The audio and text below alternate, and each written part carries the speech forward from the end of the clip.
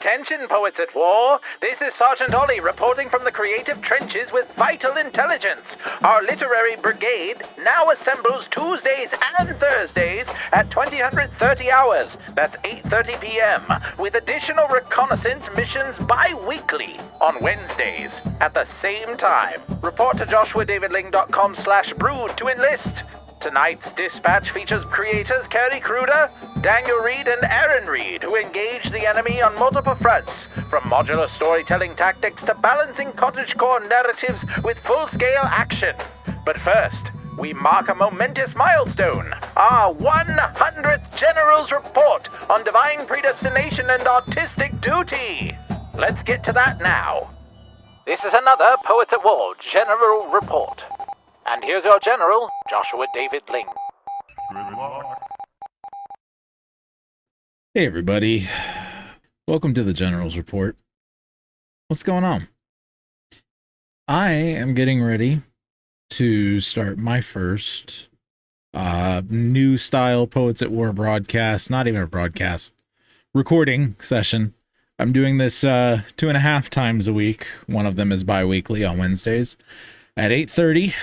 And this is the 100th General's Report. Now, this one might be broken up a little bit into a couple different days. I'm starting 15 minutes before to make sure I have a little bit of time to focus directly on you before anyone shows up. We're going to be talking today about predestination and why it is so important for artists in particular to understand on a heart level. One of the biggest things that people don't realize when they initially hear the idea of predestination, which is fully scriptural, and we're going to be getting into that as we go, they don't realize that the uniqueness of an individual can only really truly take place in a completely planned universe. Now, sure, you can have a planned universe where everybody's the same, but why? If you're going to plan out every little molecule, atom, and detail like God does, clearly does by all of creation, then we can know by inference, just from looking around us, that we are specifically different and set aside for some purpose or another. Now, it might not be the purpose that we want, granted. Might not be the purpose that we initially planned, but coming into grips with whatever it is that God actually has for you doesn't just involve shutting off all your desires and then letting whatever happen to you happen. It involves striving and wrestling with God for the things that you want and asking Him to change you to want what He wants. And sometimes He's gonna take you through some crazy character building to get you where you and He want you to go. Crazy, crazy character building. I mean, look at what He did to Jesus, His own son. Look at what He did to Abraham, Isaac, Jacob. What He did to Jonah. What He did to Joshua. I mean, can you imagine Joshua spending all these years as one of Moses' right-hand men, and then Moses dies, and it's your turn to take everyone into the promised land? I mean, yeah, you're going to be pretty jazzed. You're going to be pretty excited about that. But at the same time, everyone's looking at you, man. That's insane. And then he has to deal with Achan and all the other things that go on there. And so, how does that fit in with an artist? Artists kind of have this thing, in a general sense, that a lot of people don't really have. They don't ever really dig down into the reasons for it, but we kind of have this thing where we want to be self-expressive and we want to show our personality and, you know, put forth our own cleverness into the world. some of that is true. I mean, you're looking at a guy with a dragon hat and a dragon shirt. But the thing is, even these, to me, I'm trying to communicate something. And the dragon thing is actually trying to communicate about God, how he employs a world of dragon killers. Even on a small scale, even not just the paladins, but the bards. So I have a reason of what I'm saying, but it has a lot more to do with what God does than me, and that's not me putting my reasoning up on a pedestal. That's just kind of the way I think. I try to think poetically. I try to think about integrations and how the world works in that regard. I'm much less interested in showing forth my own creativity most of the time, sometimes to my own detriment. Some people come to see me, like on this show, and I don't take enough time to say what I think. I understand that. But getting back to the point at hand, I don't think that the whole artist trying to share the thing in their heart, the more I grow older, the more removed from that I really am. What I want is to submit to God using my hands, my brain, my heart to express something. It's much more of an instrument. And I'm not saying I'm completely an instrument. There's no free will. We're just totally submitting and what. No, I'm saying we're coming completely in line with what God's doing. We're becoming the creature that he made us to be. So much so that we begin in small ways to rule with him in this world. And this is why I think it's so important that we take into account the verse that says, he who is faithful in little will be given much. You're not going to rule much at first. But God's going to say, be faithful here, and then I'll give you more. Figuring out what it means to be faithful in the little thing is part of your story arc. It's part of you becoming a better character. In finding what variety of squireship you have in your life for the Lord of Glory, who requires you to be a squire.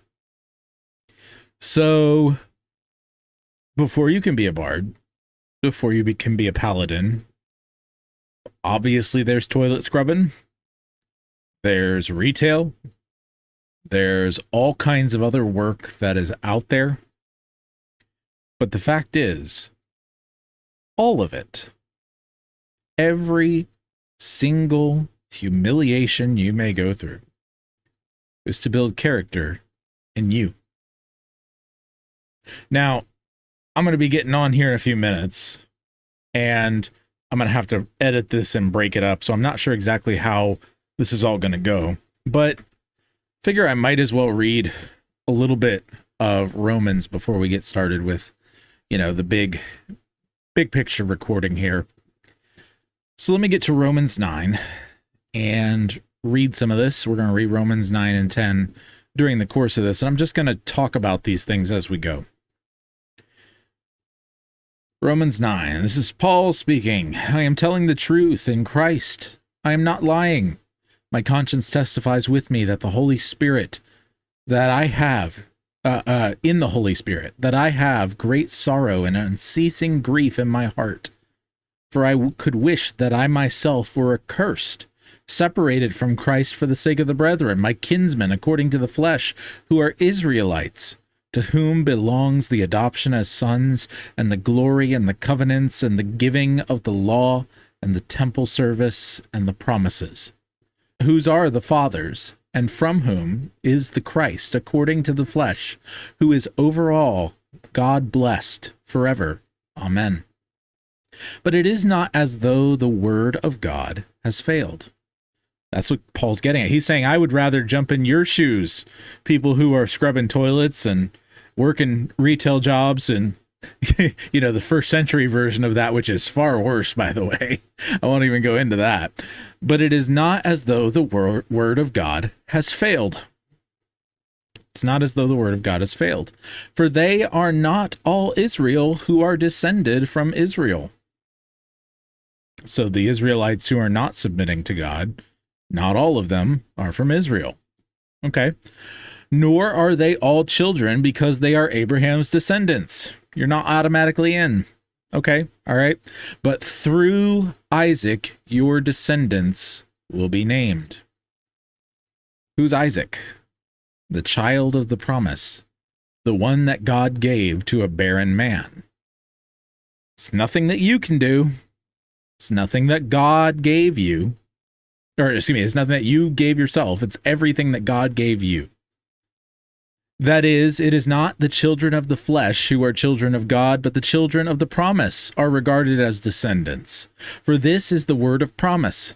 At this time I will come, and Sarah shall have a son. And not only this, but there was Rebekah also, when she had conceived twins by one man, our father Isaac.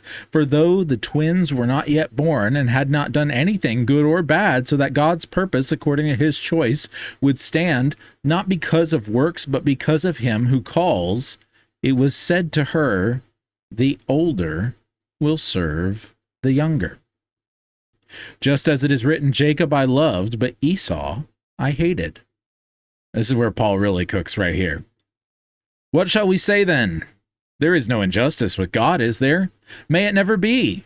For he says to Moses, I will have mercy on whom I have mercy, and I will have compassion on whom I have compassion.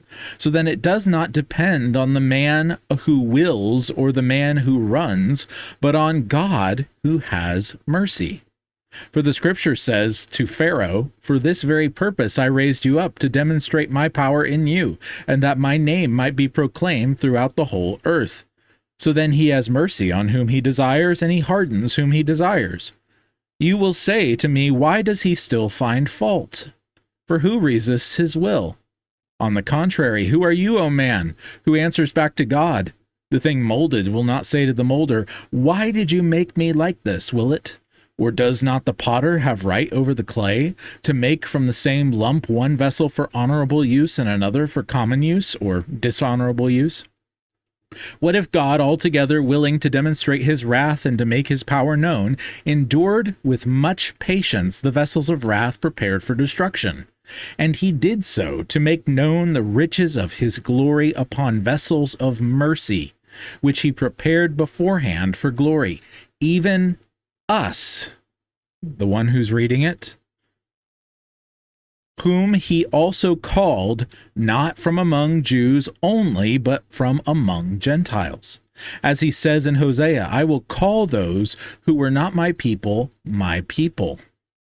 and her who was not beloved, beloved. And it shall be that in the place where it was said to them, you are not my people, there they shall be called sons of the living God.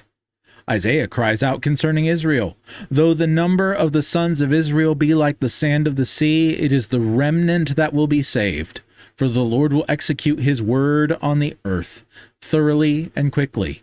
And just as Isaiah foretold, unless the Lord of Sabaoth had left to us a posterity, we would become like Sodom, and we would have resembled Gomorrah. What shall we say then?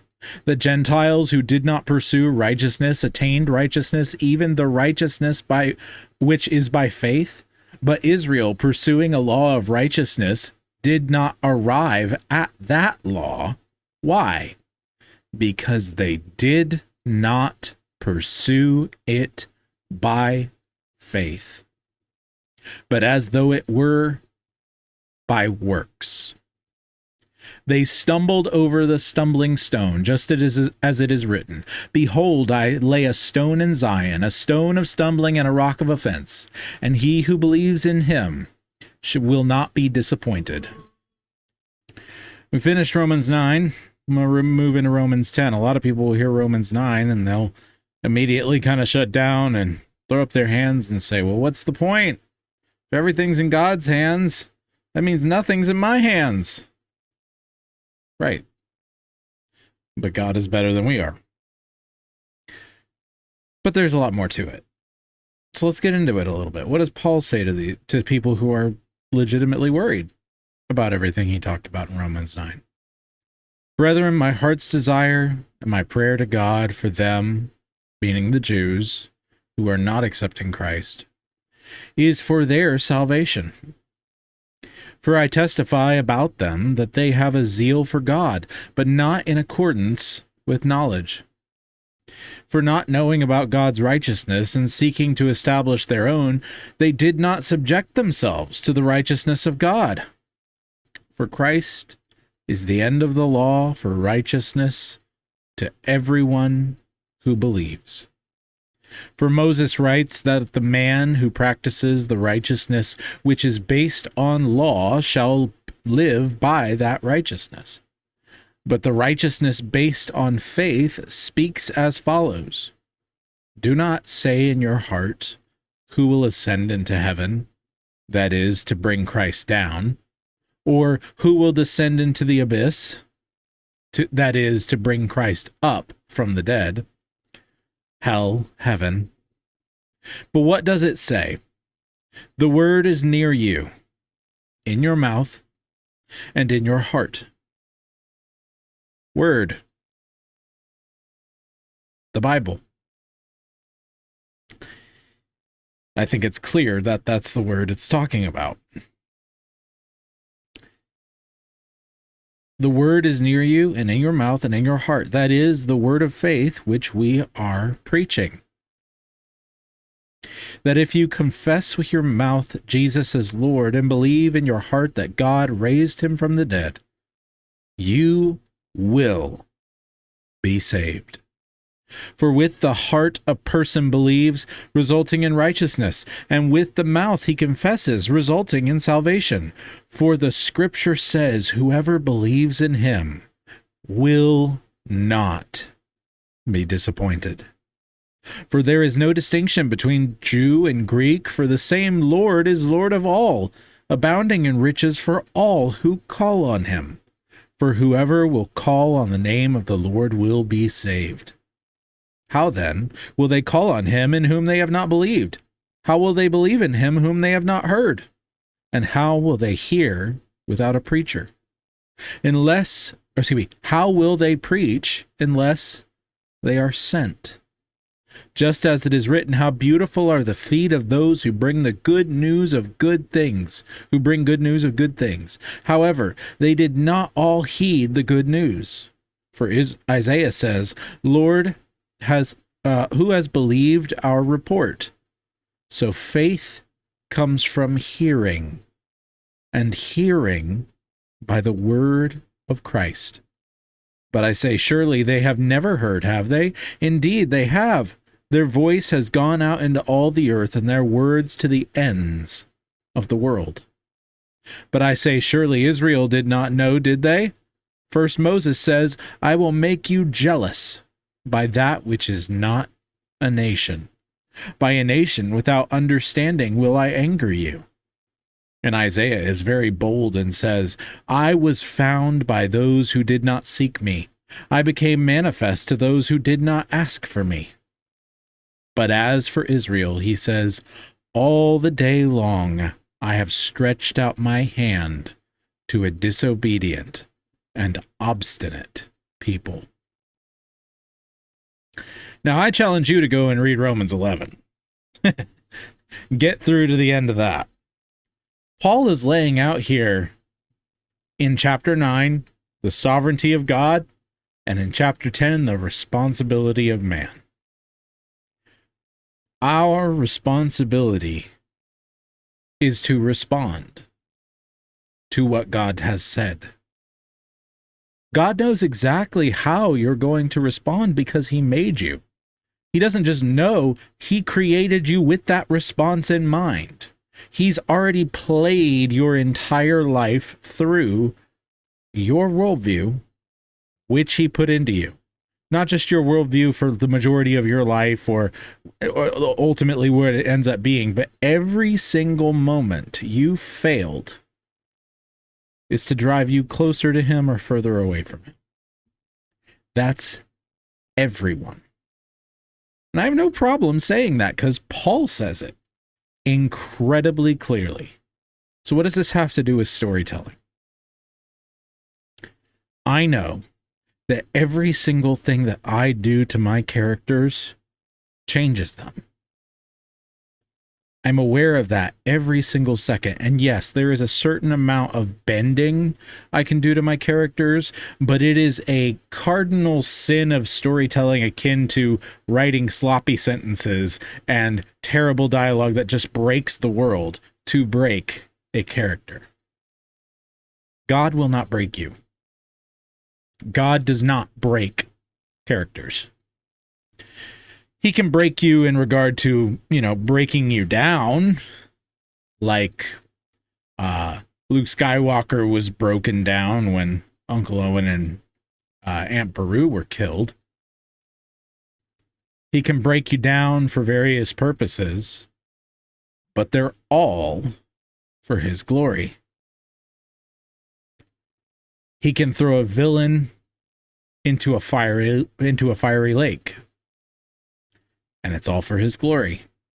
Because that villain drove people to him. That villain glorified Christ by being the contrast to Christ. And I know not everyone's going to see this and understand it and hear it and accept it. And there's many ways that you can think about this, but I would challenge you. Romans 9, 10, 11. Square it with the rest of Scripture and get back to me. I'm very, very interested to hear what you say because I've never, ever had anyone even try. I want to read it. I want to read what you have to say. Honestly, I really do. I know my place. I know what God has given me through my story. And I can look at all the different pieces of personality, of skills, of connections, of loves and desires, and I can say, that way, based on Scripture, that way. God, please help me be right, or else show me the right way. I'm constantly looking for his will. I'm constantly looking for the slipstream of his story for not just my own life, but even my own stories. I recognize the little ways the world flows. And when people hit walls, something as simple as writer's block, something as simple as I can't pay the bills, I can't seem to lose weight, I can't seem to get that next promotion, I can't, whatever you can't. Sometimes you can't because God doesn't want you to do it. Sometimes you can't because you did not understand or read the slipstream correctly and God is training you to see it better next time. Sometimes it's just because he's using it to bring glory to his name through other people's lives. Look at Job. Look at Job. God brought glory to his name through Job and brought many more people into the world through Job. And the loss of his children doesn't mean the loss wasn't tragic, but God brought glory to his name through the story. And that's what we are. We are his story. And we feel real pain, real to us. God felt a different level of pain, of human pain, through Christ. Completely different level. We can't complain if Christ did what he did for us. Not really. We can, but we're going to look more like the Israelites of old who cried in the wilderness. Not saying that there aren't real times that God commends in Scripture to put on sackcloth and ashes and cry out to the Lord. But there's a difference between grumbling and complaining and true mourning. And if you want to be a good character, you're going to try to do it like Christ to the best of your ability. You're going to fail, which is one of the reasons the apostles say, do like we do, right? Do like we do as we imitate Christ. There's that whole silly Spider-Man meme. I think y'all know what I'm talking about, the Spider-Verse meme. Really is what it's all about. And if you want to be a great storyteller, you're going to start noticing how the great storyteller tells stories. And I don't believe there's a way to really look at that outside of predestination that has any real bearing on the way we tell stories. This has been the General's Report. Be your family's bard. Do not turn to the right or to the left, and the Lord will be with you wherever you go. Thank you for 100 episodes of the General's Report. We'll see you next time in the trenches on Poets at War. We hit an end. It's like we agree. So yeah, totally. Oh boy. Hey, one last thing about that one is like, This is Burnt Marshwiggle, a long-form podcast about metaphysics and swampy stuff. So hike up your waders and let's get into this mess of art, theology, philosophy, and fun. Rocks. I'm a burnt Marshwiggle, but my spirit's lit. Reality's a riddle, but I won't quit.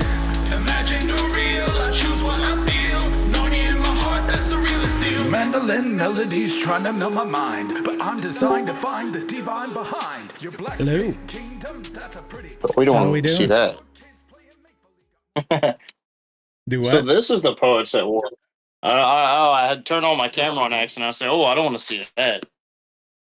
No, I basically just opened this up recently. I'm doing 2.5 nights a week. I'm doing bi-weekly on Wednesdays, but at 8:30 on Tuesdays and Thursdays, and then like I said, bi-weekly on Wednesdays, just to see what other stuff we can do. I have some, various topics I can pull from and do and whatever else, but I'm also just seeing what else other people bring, just kind of trying to make it a gathering place a little more. People have been enjoying Broadcast for a long time, and basically I'm a good editor and I can make anything work. So, just seeing how things go. What you been up to, man?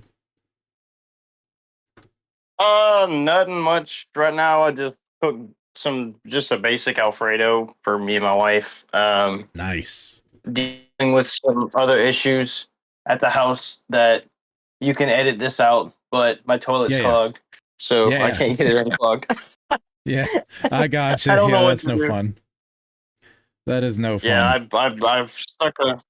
I've stuck a hose, like an old garden hose I had down the toilet, and like stuffed it as far as I could, and I pressurized it, and it's like there's a brick wall back there. I'm like, Good gracious. Yeah, that sucks. And we only have one bathroom. Yeah, but it'll be boy. okay. Yeah.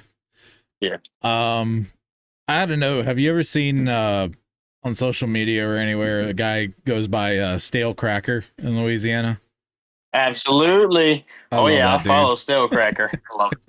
Oh, he's so funny. He did a 600 person pastelaya recently that I was just like mesmerized watching him do it.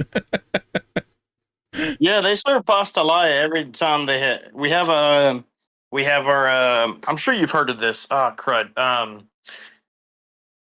For the past 2 years down here, my church hosted, I cannot remember, Tactics Conference. Yeah, Tactics, yeah.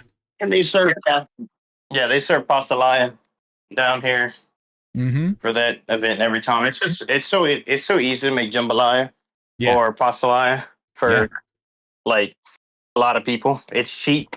You just throw a bunch of pork, sausage, and chicken in rice basically and season it. Rice, you can make a lot of rice with a little bit of rice. See, you make a lot of food with a little bit of rice. I even cook like that and I ain't Cajun, you know what I'm saying? I do stuff like that all the time. Either sometimes I'll do different carbs, something like mashed potatoes and something, and just mix like a whole bunch of chicken and cheese and some seasonings and whatever else in there. That's a good enough meal too, you know what I mean? So I love the idea of throwing your carbs and your meat together, binding it with either some sauce or some cheese or both, and seasoning it up. You know what I mean? Oh yeah. What do y'all use for seasoning over there for something like that? We would probably, well, it depends. There are more Cajun oriented people, even though they're not Cajuns, where we like the spicy stuff, where, you know, a lot of North Florida and South Georgia, they are actually a lot spicier in general. North Georgia, it depends. You know, you've got your people who've been there a long time, they like the spicy stuff, but then the people who are, you know, from all over, they, you know, so like if I'm doing spicy, I'm probably going to be doing probably for myself some kind of combination of some form of cayenne or crushed red pepper mixed with like maybe some curry powder or something like that, and then do do what? Oh, I was gonna say we like cayenne, garlic, and all that. Yeah, We I do a lot of garlic powder. Yeah, I could do a lot of garlic. Yeah, normally, my base ones, and then I change the spice up. My base 3 are basically like your salt, pepper, garlic powder just to begin, and then I'll do all kinds of crazy flavors depending on what it is. I love doing rosemary. I like thyme. You know, those sorts of more herby ones to throw in there every now and then. But it just depends on what it is, you know, and what people like. My wife is not.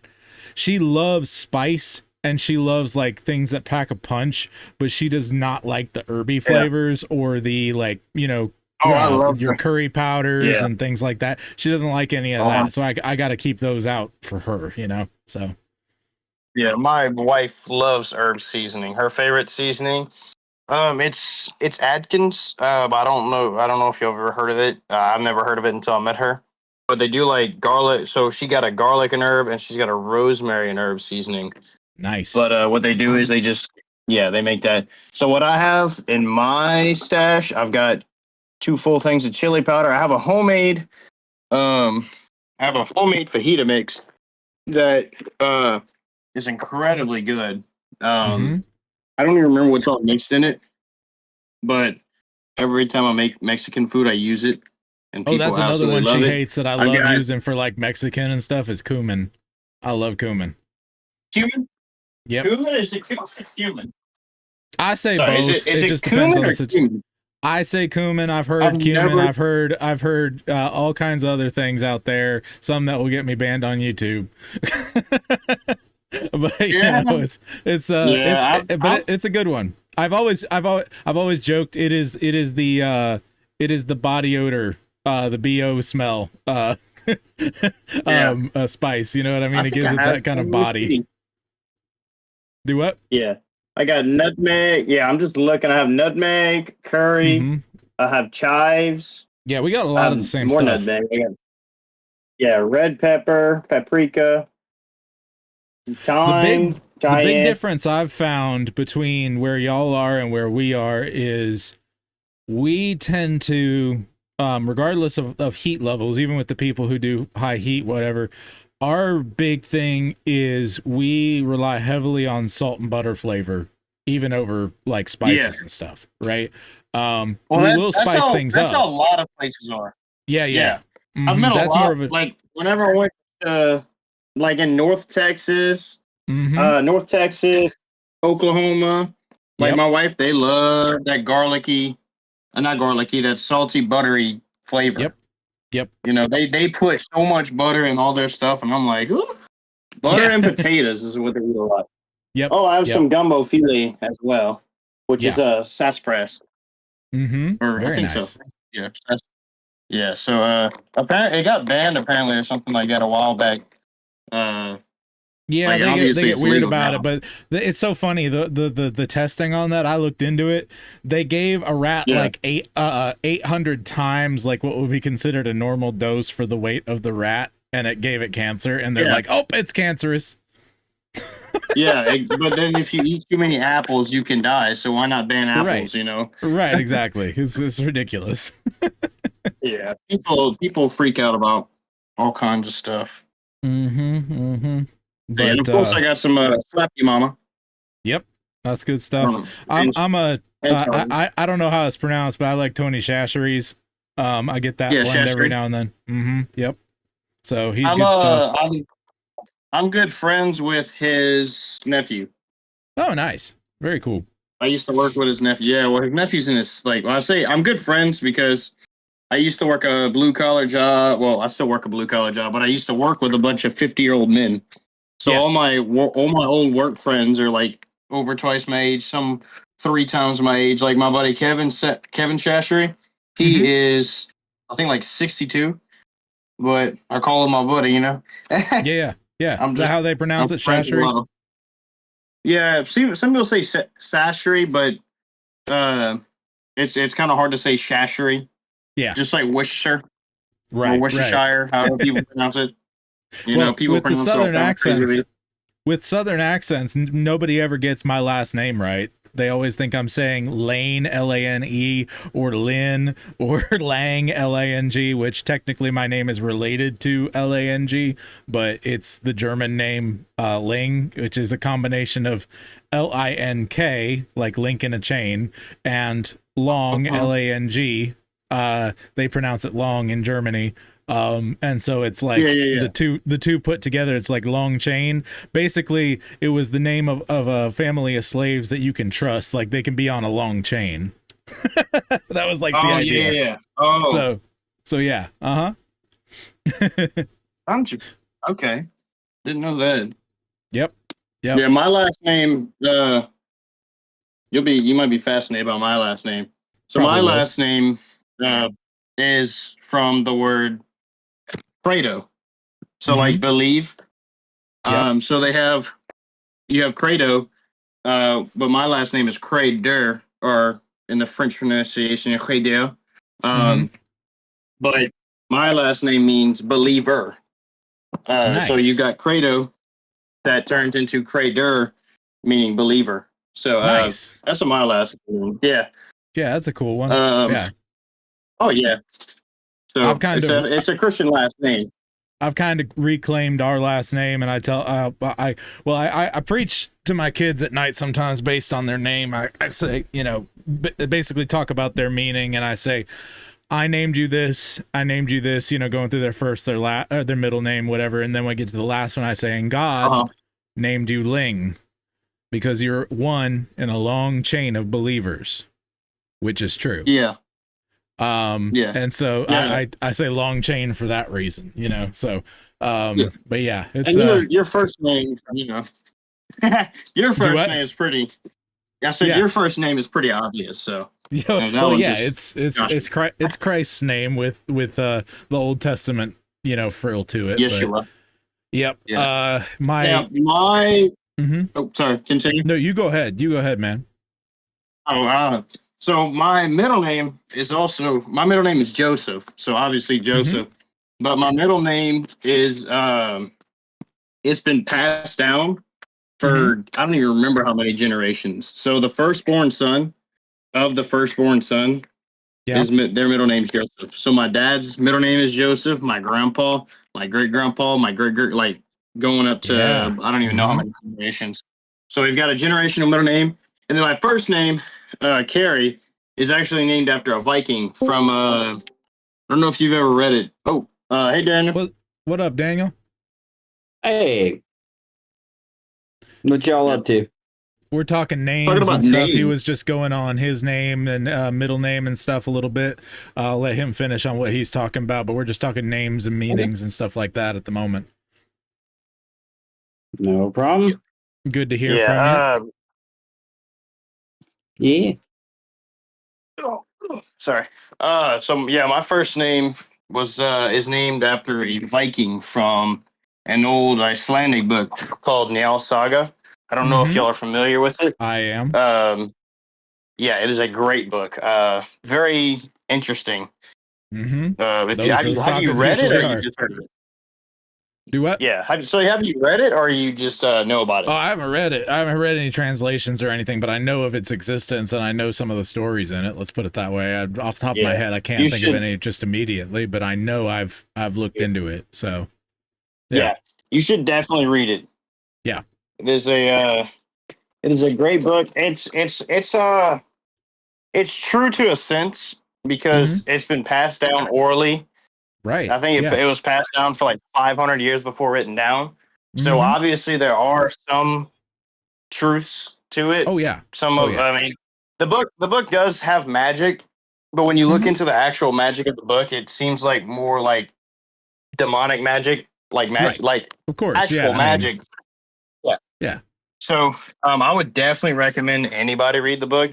Well, I say anybody, not a young kid, somebody who's definitely more mature, because there are some things that anything Norse like that, yeah. So yeah, I'm named after one of the main characters at one point in the book, and his name was Kerry, and it's Kari.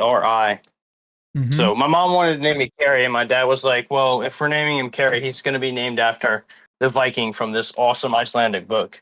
My mom was like, "All right, whatever."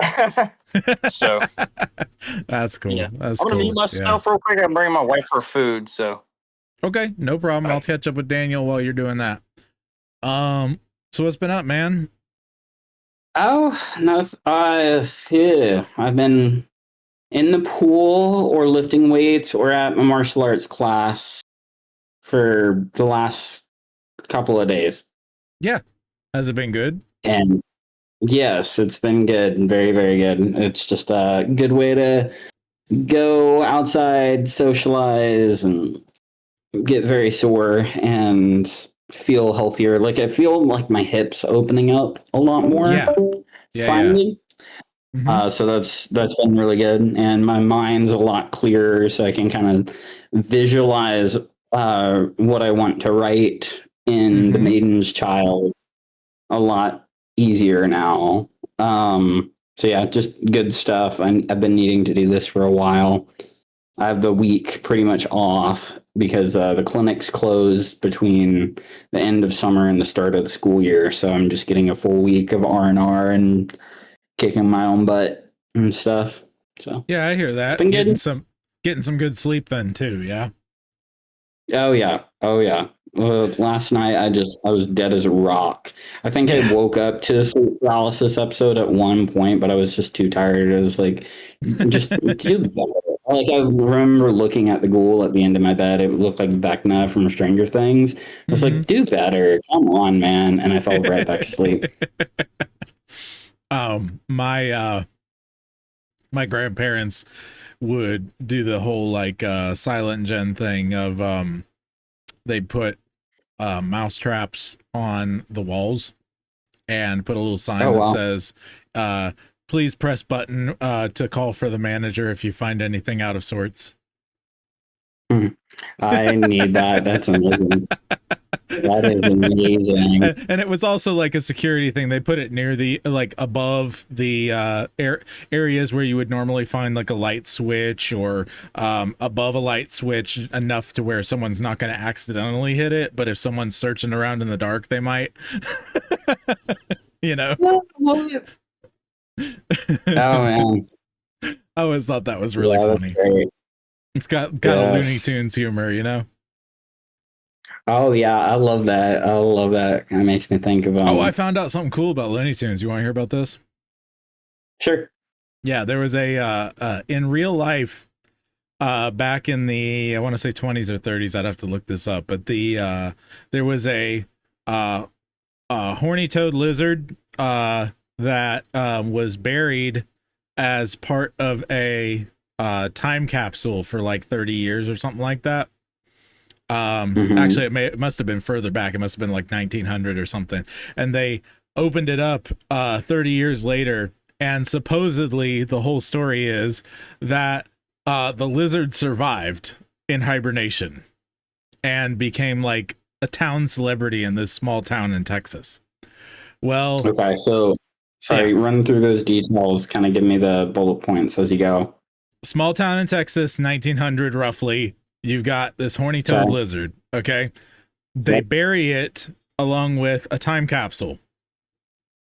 Oh, wow. Oh, and it survived. Okay. 30 years later, it supposedly survived. That's the story. And it became sort of a celebrity, and they called it Old Rip. That was the name of this horny toad lizard. Well, years and years after that, he became the inspiration for a cartoon Looney Tunes cartoon where a construction worker goes and finds a frog buried in a time capsule in a building.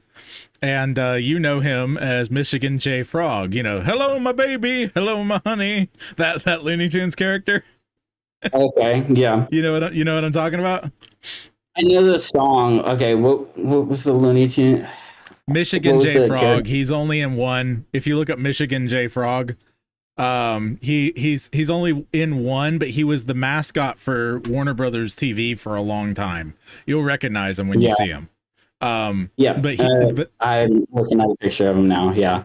Yeah. So that cartoon is really funny because that construction worker tries to take the frog that sings and train him to go and perform for people. But every time he tries to show him to somebody, the frog just sits there and everyone thinks he's crazy. And they eventually commit him to the asylum. And as they're driving him off, he's like dancing and singing, hello, my baby. Hello, my honey. It's really great. Well, so apparently that was the inspiration for Michigan J. Frog, and I just think that's so weird. Oh, wow. What's up, Paisley? Yeah, that is crazy. Can you show me tomorrow? Awesome, high five. You got to get going to bed, right? You and Peter. All right, night night, buddy. I love you. Time to go to sleep. High five. All right. Yeah. Okay. I already had. Okay. Well, if that's what Mama wants, that's fine. Anyway. All right. Yeah, I am recording, but we can talk about whatever. It's all getting edited, and this isn't the only thing I'm recording. I have a list of stuff I have a list of topics we could bring up and talk about. We can talk about whatever you're doing. I wouldn't have any problem diving deep into what you're working on. Anything of that nature. Yeah. We can work on my stuff. We can do whatever, so what are you feeling like? Okay. So I'm trying to get into writing The Maiden's Child again. I've been kind of taking breaks from it to go watch an episode of here and there called The Midwife, and I'm trying to read through The Two Towers, but between all the exercising I'm doing, it's kind of been slow. Well, you're reading the book too. You're not doing the audiobook on that one, right? For Two Towers? Yeah. No, I have all the audiobooks. Oh, okay. Gotcha. Yeah. So I've been listening to them, and if I'm really going to read a sizable chunk, I have to listen and read and have a snack and something to fidget with. Maybe a candle burning.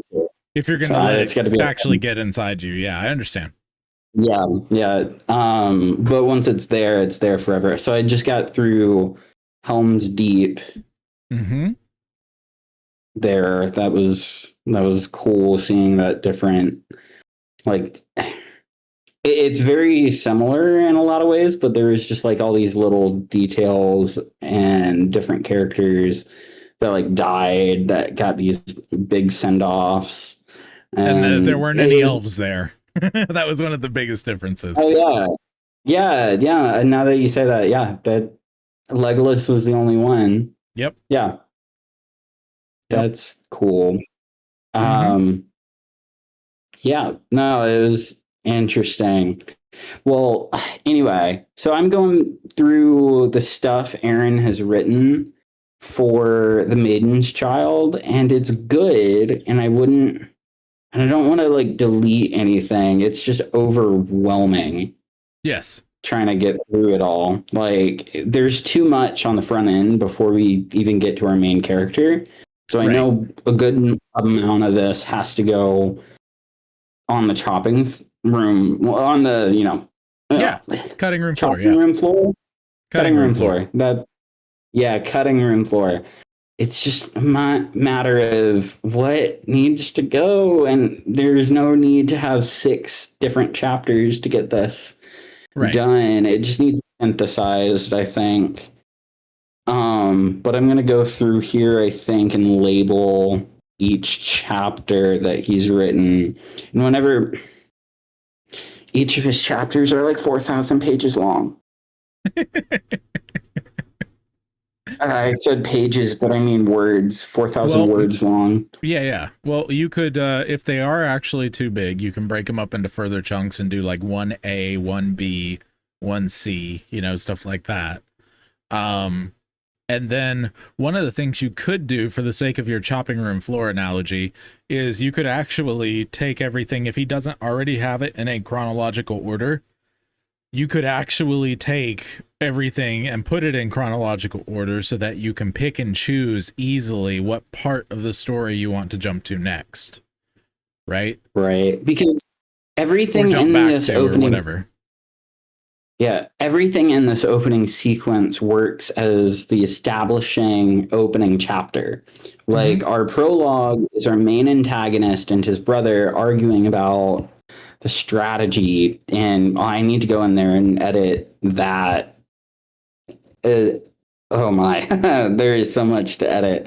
I'm just looking at the sheer volume of text and random little details that he adds.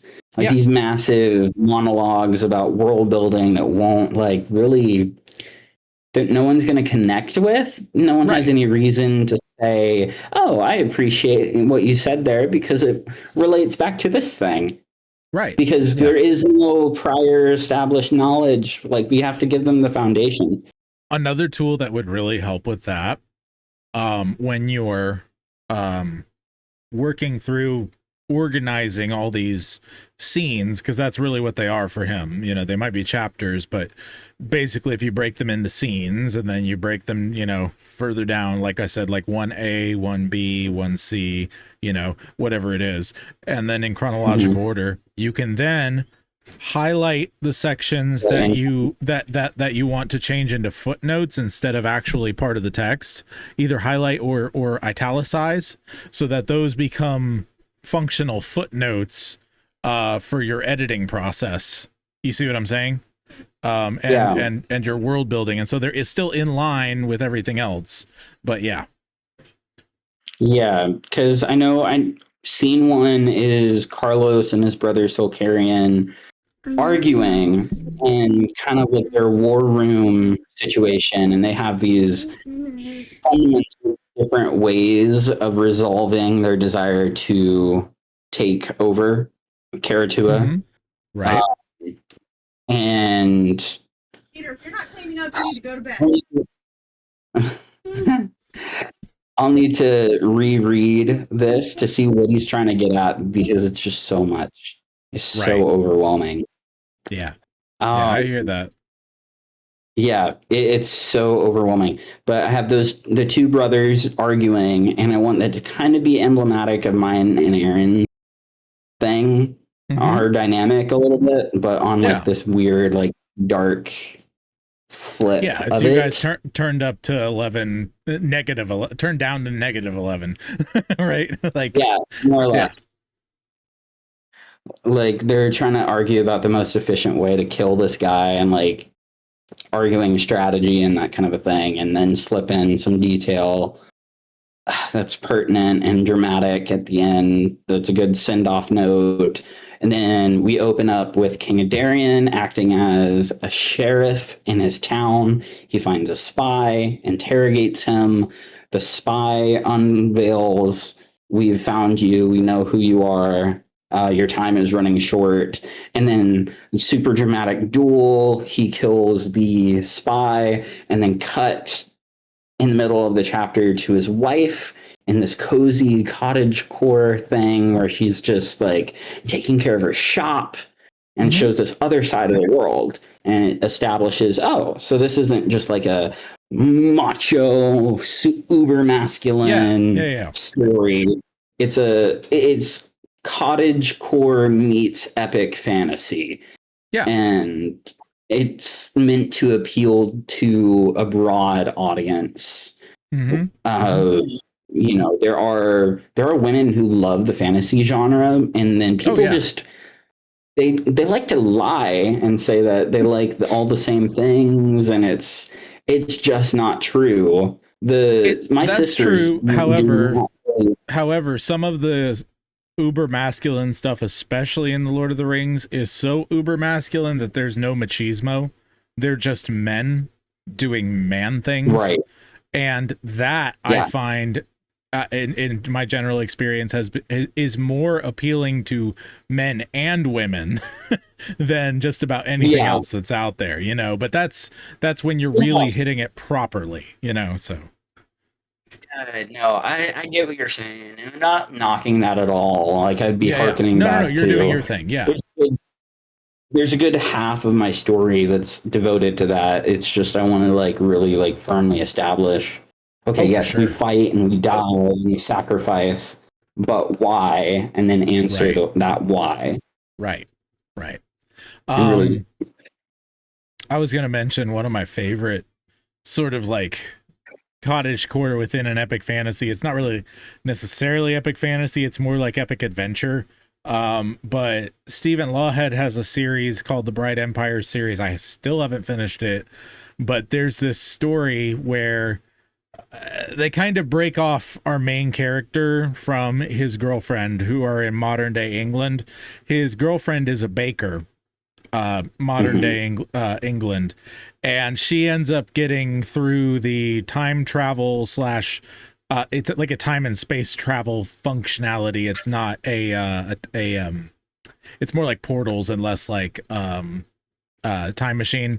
But she goes back to like, I think it's 16th century Prague in Europe, and gets dropped there and doesn't know how, doesn't know anything, and ends up finding this guy who's a German baker who their family can't afford to keep him around anymore. So he's traveling to Prague to try and set up a bakery.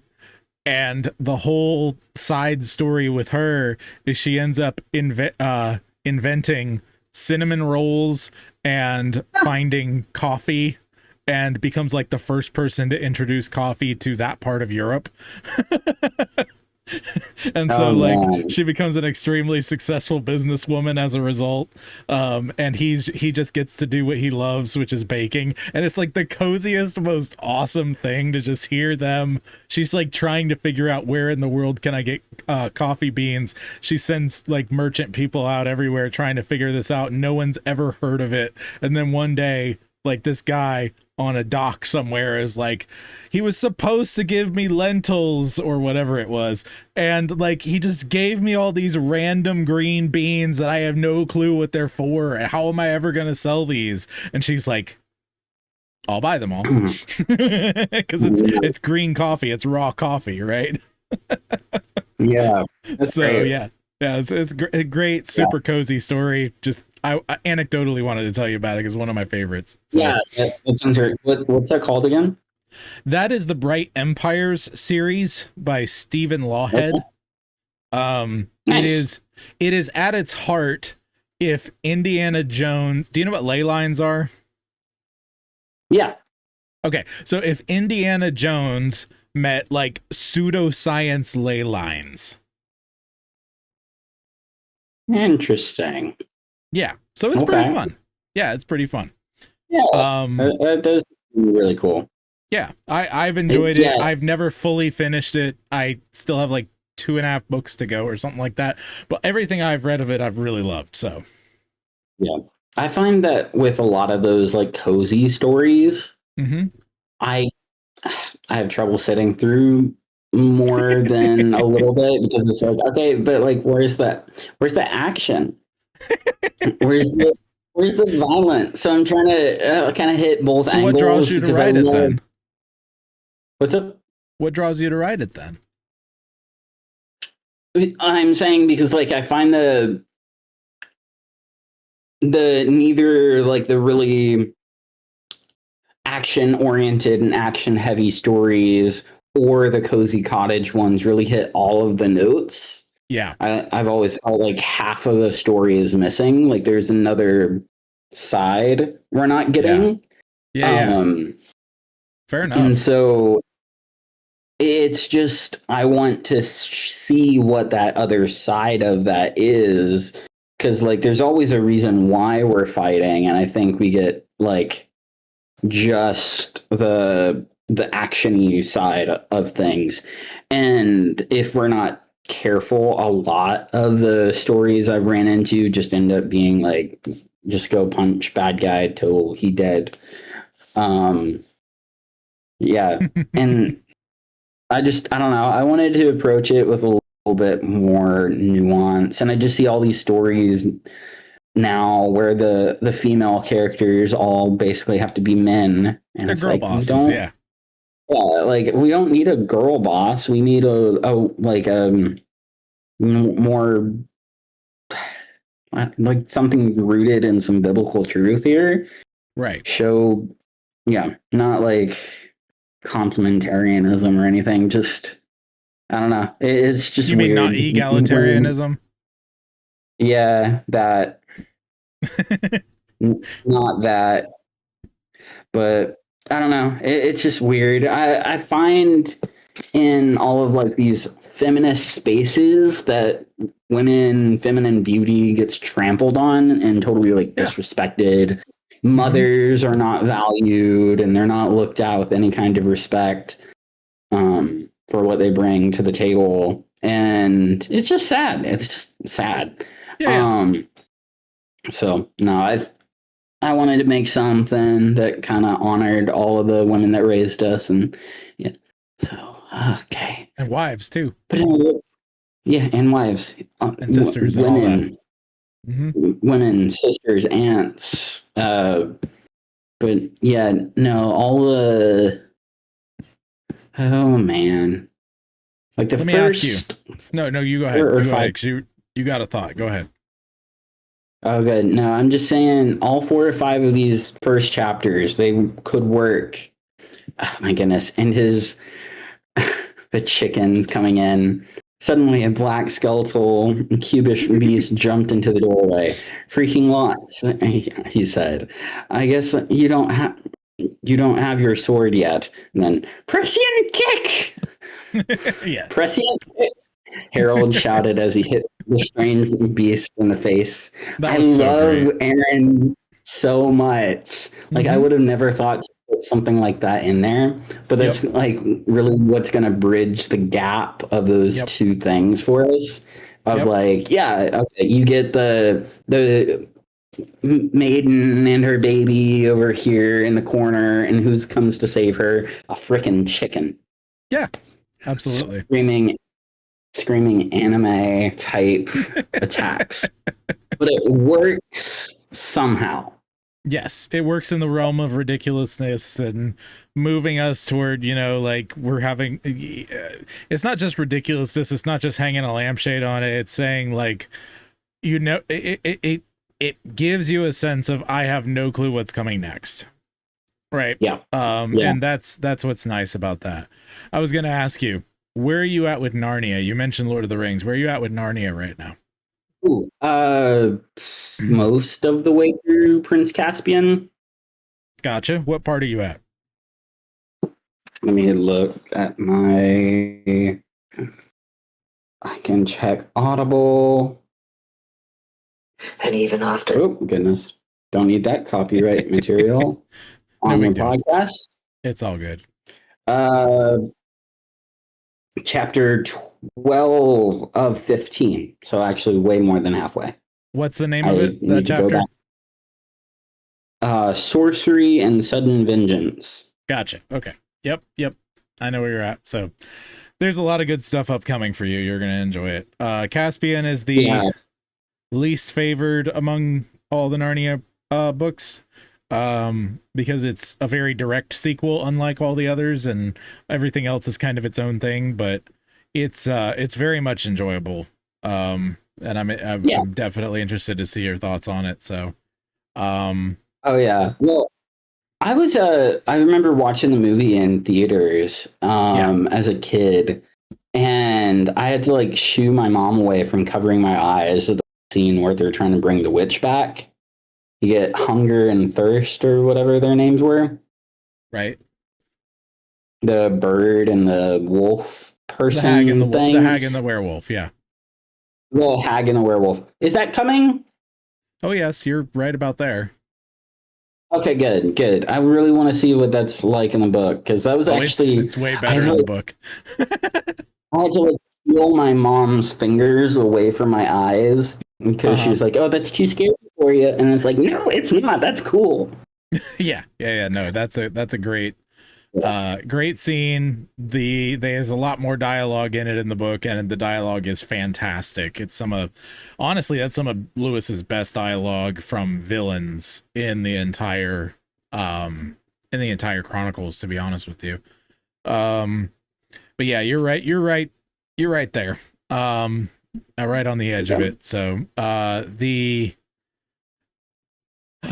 what so far, I know we talked a little bit about Horse and His Boy, and that's been the big standout for you. You've really loved the Horse and His Boy, right? Oh yeah. The scene where he meets Aslan, I was crying. I had trouble there. I did a lot of it was like a happy laugh. Oh my goodness, I'm about to burst into tears. Now I'm laughing again. Now I'm kind of crying again. Yep. Yeah. There's one of those at least in every single one of the Chronicles. And even if it doesn't actually hit you that hard, it's there, yes. The ones you have read, you've read Lion, the Witch, and the Wardrobe, you've read Horse and His Boy. What else? Lion, the Witch, and the Wardrobe, Horse and His Boy, most Prince Caspian, some of The Magician's Nephew before I learned, oh wait, don't go chronological. Right. Okay. So you went ahead and read Horse and His Boy early because of my recommendation, right? I've read it early. Well, you're okay. So the order of publication, it's not a huge deal. Horse and His Boy, you can kind of read Horse and His Boy whenever, because it is so removed from the rest of the series, because all the others focus around somebody from our world getting into Narnia, whereas Horse and His Boy is someone in Narnia, or not even in Narnia, in the lands outside Narnia, right? And so I'm saying out of order simply because Horse and His Boy was written 5th, if I remember correctly. Okay. That's just when it was written in the original publishing order, right? And so basically you've read, I'm just trying to get what you read. I got those. So in Horse and His Boy, you named exactly the right one. In Lion, the Witch, and the Wardrobe, it's the scene of Lucy and Tumnus coming back together after the unstoning of all the stone creatures coming in and saving the day. You know what I mean? That's just a beautiful picture of everything. And of course, Aslan coming back to life as well, right? Like those are the definitely. It was. I was reading it and it's like, oh, that's Mary and Mary running back to the tomb. I was like, oh yeah, that's what he's doing now. Yep, absolutely. But I just love. It's so interesting. I can already hear in the back of my head as I was reading through some of this, I could hear one of my sisters going, "Oh, this is actually a feminist allegory," and I was like, "Shut up, no." But and looking at all of it, and it's like, oh wow, that's actually a really. I don't have the right word, so I'm just going to use one. It seemed like a progressive is the only thing that comes to mind, but that's not right. It's just very highly regarded women. Oh yeah, for sure. But the other half of all of that is everyone hates what he does with Susan by the end of the series, and as a result, a lot of the feminists. I don't know if you know what happened, so I'm not saying it, but like the feminists absolutely hate Susan because of it. She's the one that doesn't. Susan. Well, I guess spoiler alert, because I kind of do know. That's okay. That's okay. We can talk about it a little bit. I won't spoil further. Let's put it that way. Well, I know she is the one of her siblings, the one sibling that doesn't go and see the emperor across the sea, more or less. Okay. Like, yeah, that's a way of putting it. That's a way of putting it. I gotcha. The way I understand it is the rest of them likely died. I don't know all the ins and outs. Yeah. Okay. The three, Peter, Edmund, and Lucy, get some sort of happy ending, and that Susan is left out of. She's my brother, Aaron. He said, "Oh yeah, the other three probably died, and then she didn't. So now she's alone." More or less, yeah. Mm-hmm. But there's more to it than that. It's not just like she loses them. Obviously, like and you're hinting at it a little bit, the metaphor in regard to like belief, but she becomes engrossed in the things of this world as opposed to the things of Narnia. And that is the thing that everyone gets really mad about. I mean, I can't see. I can understand because, like, my initial is like, I want a happy ending, but those sorts of endings are really formative and really important for young readers. Well, not only that, their issue is the things that are quote unquote worldly. Oh, okay. Yeah, such as makeup and boys and gossip and going to trips to America, etc., etc. Going on trips to America. That's a funny one. Yeah. So, like I said, I'm not going to spoil any further than that. There's a lot more to it that you'll get to when you get to the last battle. But, what do you think of Reepicheep? Reepicheep. Oh, yeah, he's in there. Yeah, no, I remember watching the movie and I loved him in the movie. His depiction in there was fun. I need to get back into reading it. Yeah.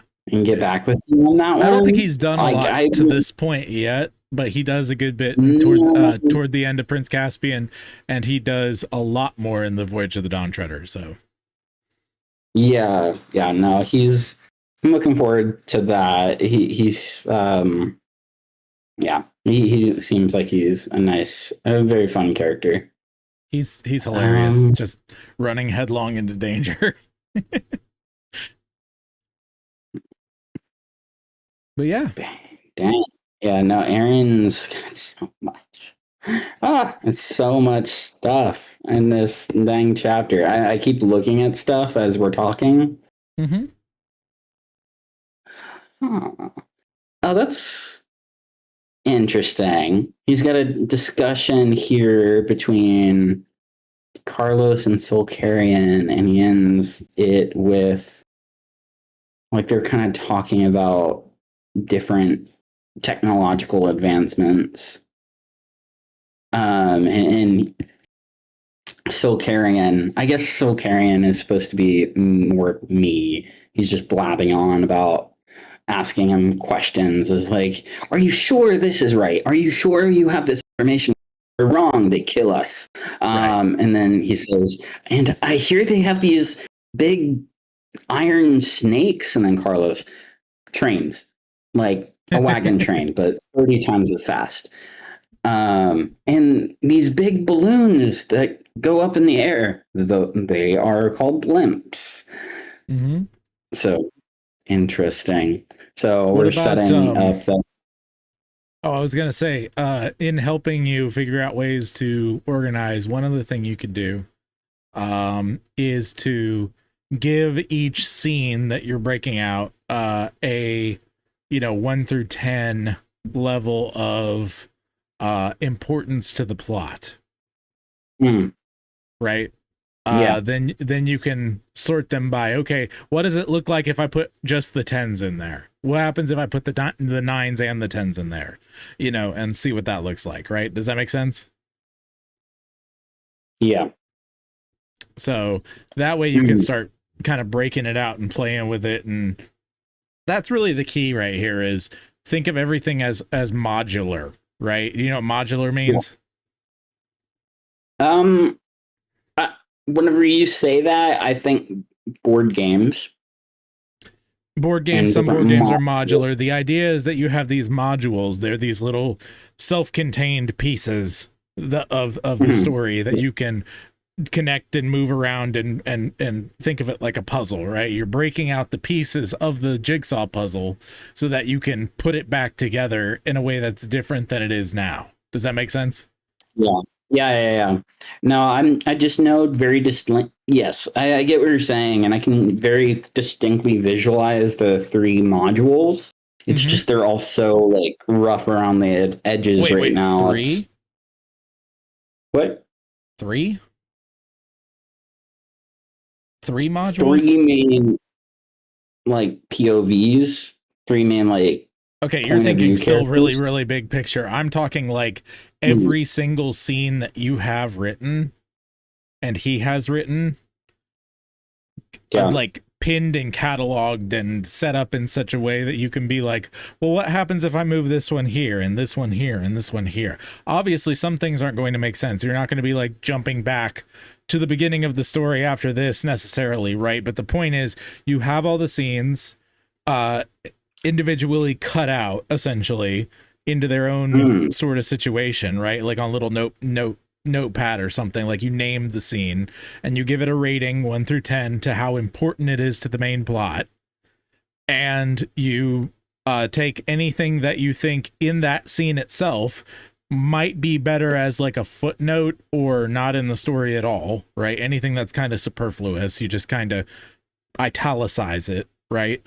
And then you start moving things around and not change anything, right? You haven't changed anything at this point. You're just breaking it into pieces, into little chunks.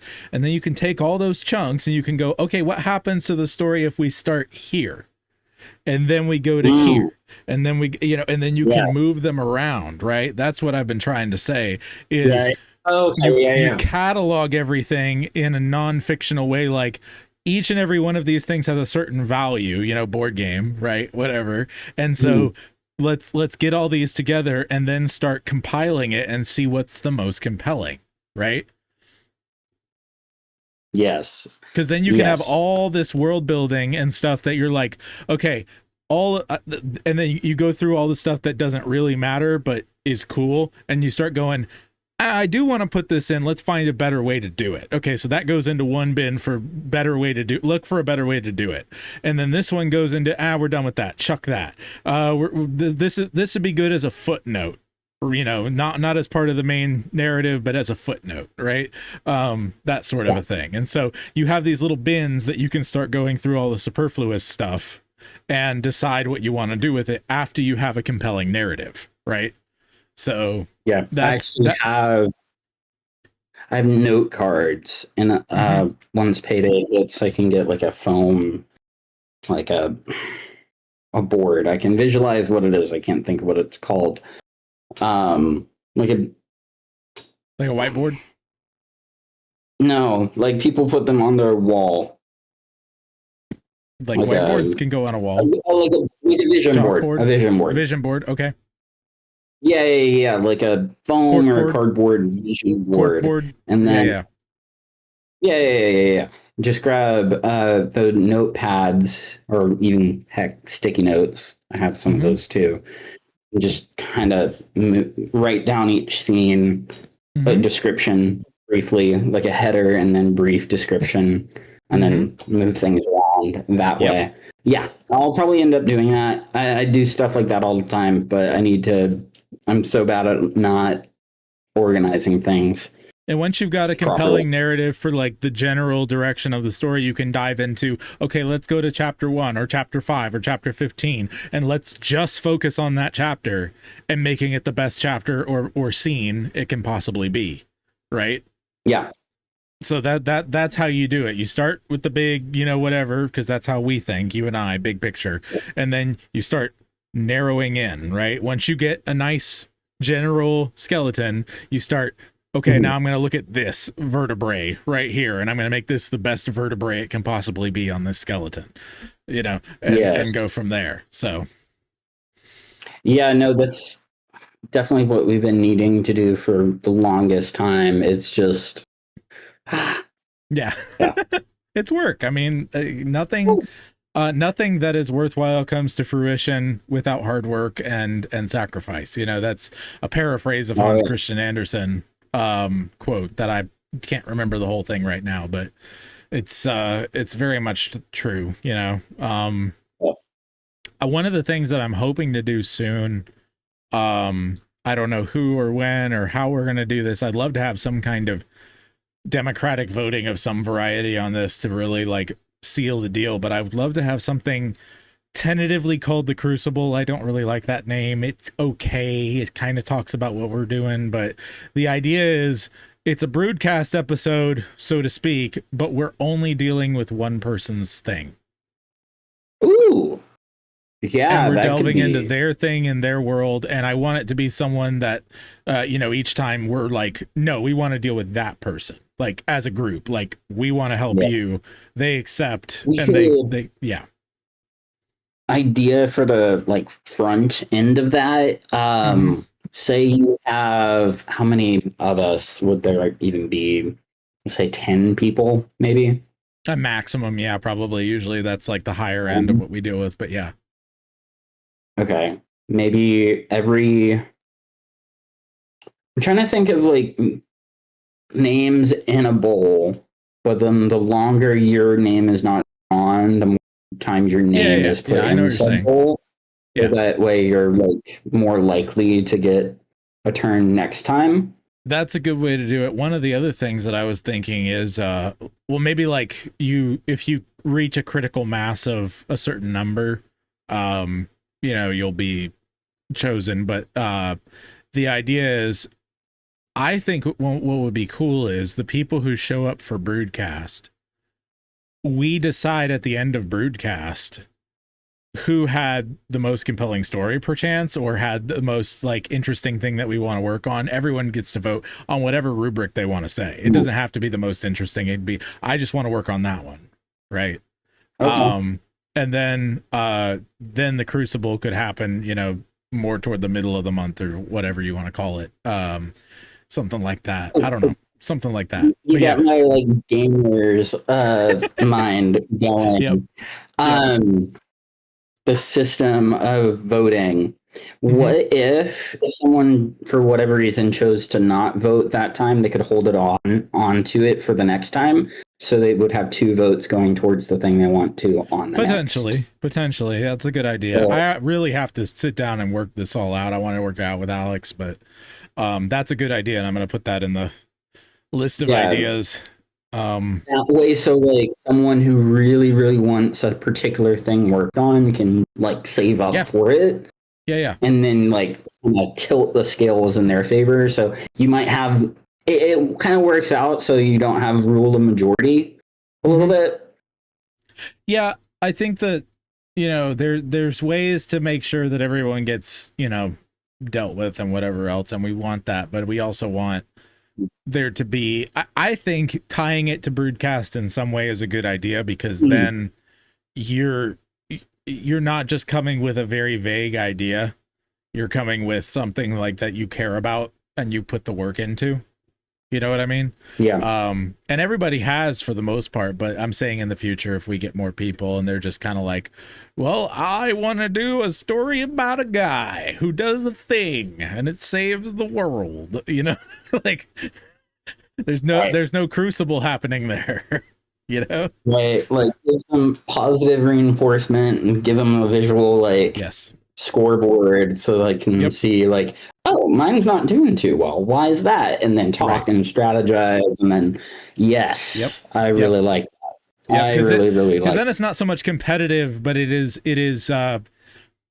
you have incentive to do better. You know what I mean? Go ahead. And if you do it my way, just so that you can save your points up. If you save your points up, you could actually, it would incentivize kind of being polite and engaging with someone else's thing, but also like rewarding you for waiting long enough to just like be like, hey guys, I've been waiting for a little bit and I can show you visually that I have been. I'd really like to talk about this thing this week. I kind of like the idea of having savings, but you can only vote for other people. Okay. Yeah, I could see that for sure. Yeah, because then it's never about you. You know, that's something I want to avoid too. I don't want it to become a popularity contest, but I do want it to incentivize more active looking into others things. That's a big problem right now, you know, in general. I've had various people over the years say that about Broodcast, is like, you know, everyone kind of just says their thing and then they say something nice about someone else's thing and then they move on. And that's not always true. Yeah. But it is sometimes. Yeah. We're all coming in with our own like things we're doing. And so honestly, at times. But I think it's hard to fit it in. I'm sorry. No, you know, I was going to say, and then there's, you know, even easier, we can just set up a situation where we're literally rotating, you know, who we're bringing to the Crucible. You would have to sign up, you know, kind of a thing, you know, just be like, I add my name to the list and we'll start rotating, you know, kind of a thing. Put names on a spinner. That's potential too, but like you said, you got to make sure it's not the same person each time, kind of a thing. But there's ways to do that. I have weighted systems that are possible too. So you could also say, like, at the end of a broadcast, everyone votes on who gave the best participation, and more weight to them for that's a good idea for feedback, right? Best feedback. Like, who gave the best feedback? Like a little mini Oscars thing, and everyone. What about two points to the best feedback, 1 point to the best story? Maybe something like that. Maybe we'll have to play test things and just see how it goes. Yeah. Totally. But I really like this idea of just. It helps me visualize it, and I think it would just help everyone. Yeah, that'd be great. That would be really, really cool. Man, having an off week has been great. I can actually think about what we're doing in the brood, and it's amazing. I think there's another thing is just everyone is busy. Like, we need to all really acknowledge that, like, some of us just have jobs that take up a lot of mental capacity. Yeah, I landed 2 books today. You what? I landed 2 books today. Nice, congrats. So I have 3 I'm currently producing. Oh, wow. For money. Wow. That's a lot. Yeah. So, yeah. Yeah. Oh, man. But yeah, and I just started doing this and, you know, everything else. So, oh boy, but you've got my gamer brain, like my game designer brain.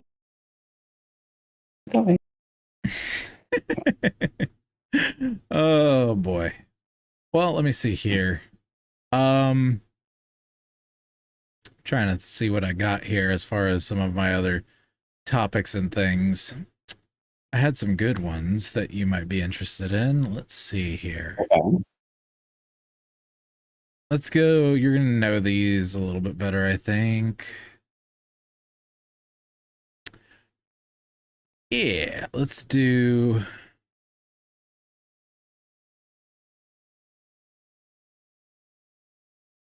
Is the Instagram feed a modern technological manifestation of the sin of sloth?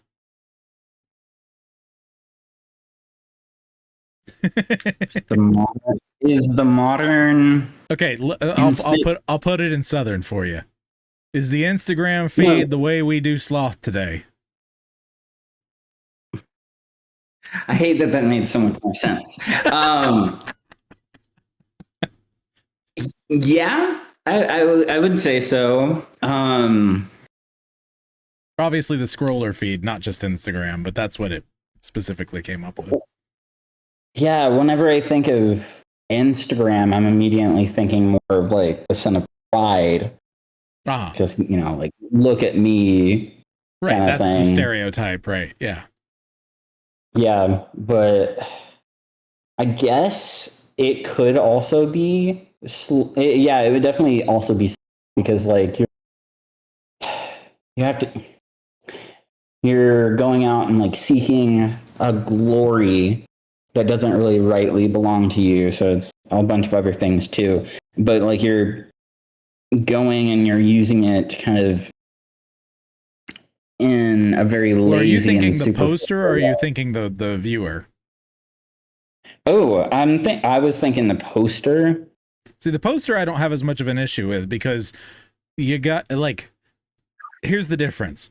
Yes, someone can go out for their own glory, but I feel like most people are just trying to make money there for their family. Like, really and truly, most people, I think that's really the truth for most people. I think when you don't have a job and you're like a young person, yes, the sin is more like a pride thing. But I think most people, like, if they're going to be on Instagram and they're going to deal with that as a poster because it is work, they're not doing it out of pride. The viewer, I'm saying, is more of like a sloth thing. Sloth maybe mixed with anxiety and worry. I guess what I'm getting at is a lot of people of you like, cut out a little bit. A lot of people what? A lot of people see social media as like a get rich quick scheme. Right. There is almost that. like Hollywood or whatever. Yeah. So like you get thousands and thousands of people who don't really have any artistic ability getting on there trying to make mediocre. Well, they at haven't best. Cultivated an artistic ability. They can have it. So right, but they don't. I'm just saying most people have this mentality. What you cut out? Yeah, I don't know why it's doing that. Okay. Maybe it's just because it was on my lap or something. It's all good. Oh man, it's getting hot. But yeah, I know. I'm just thinking. I see a lot of the content that gets put out there, and I think a lot of people are just using it in a very irresponsible, not tactful way. Right. So like I see a lot of with the posting side of it, kind of there's a lot of laziness in there. It's like just actually go out and do something. Well, yeah, especially when they're just vlogging or just throwing something up, when someone's actually like trying to make something beautiful, even if it's just photography, the photography does take, a certain amount of artistic creativity when you do it properly. Things like costuming and outfits and things, some of those do take a little bit of work. But the thing that I think people tend to have a hard time with is half an issue and half not. And I think the not is our idea, especially in the South and other places, of just you're not actually doing anything if you're not putting your nose down and building something, which is not always true. Not always true. Not always true at all. I don't mean to go as far as to say like no one should have a YouTube channel, but none of I just if you don't have skill, you shouldn't. If you don't have skill, you shouldn't have a YouTube channel. But you also, if you're using a YouTube channel to build skill, that can be legitimate too, because it takes a million failures to actually get somewhere. But you have to be getting better. You have to be putting in the reps, right? Versus just a random hobby that you're just hoping will somehow take off. I'm with you there. The whole like moving to Hollywood thing is a good analogy, but the fact is there was a reason moving to Hollywood was a good option for a while.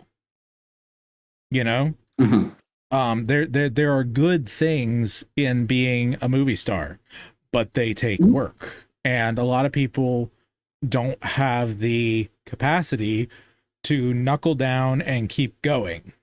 The perseverance is not there. And so they float from thing to thing to thing, and they end up losing time as a result because they're sucked into the promise that only works if you read the fine print and do what it says. Right? You say that last bit again? Yeah. They get sucked into the promise that only works if you read the fine print and do it. Right? They get sucked into the promise of fame. Okay, thanks. The poster, right? The promise of fame. They get sucked into the promise of fame, and they float from promise to promise to promise because they burn out, right? Mm-hmm. And they end up losing all kinds of time and everything else. And so that does happen, and it is extremely common in our day because of the way we're training people in just general education. But that doesn't negate the fact that there are real pots of gold at the end of some of these rainbows. Some of them aren't worth getting. I agree with that. That's true. But some of them are, if you will only put in the work. And knowing which ones are which is a discernment thing, and all the other stuff. But there's a reason these promises are alluring. And if we don't acknowledge the good there, I feel like, and we just immediately jump to don't go that direction because the sin of pride of putting your own thing out in the world is horrible. Right? I feel like we're doing a disservice to people who want to try. Right. Yeah. No. I don't know why, but as we're talking about this, I'm going to name drop a celebrity here. The lady JoJo Siwa. Yeah, Siwa, yeah. Yeah, she, oh goodness. So much of what, I don't know, gets me, it's like, oh, maybe my grandpa was right about artsy stuff. Is we have such such a big problem of just like reinforcing anyone for trying, and no one's just tells them that kind of sucked. That wasn't really beautiful. Right. But telling someone they suck gives them two paths, not just one. Right. One path is the obvious one. Quit because I know that's not really what you want. You're having fun. Yeah. That's great. Do it as a hobby, whatever. You don't need to show it to people. You don't need to be pushing it. Don't burn yourself out doing this. It's sad. And then the other half is you need to get incredibly better than what you are. Right. Like exponentially better than what you are. And if you're going to do this, you need to find out and you need to knuckle down.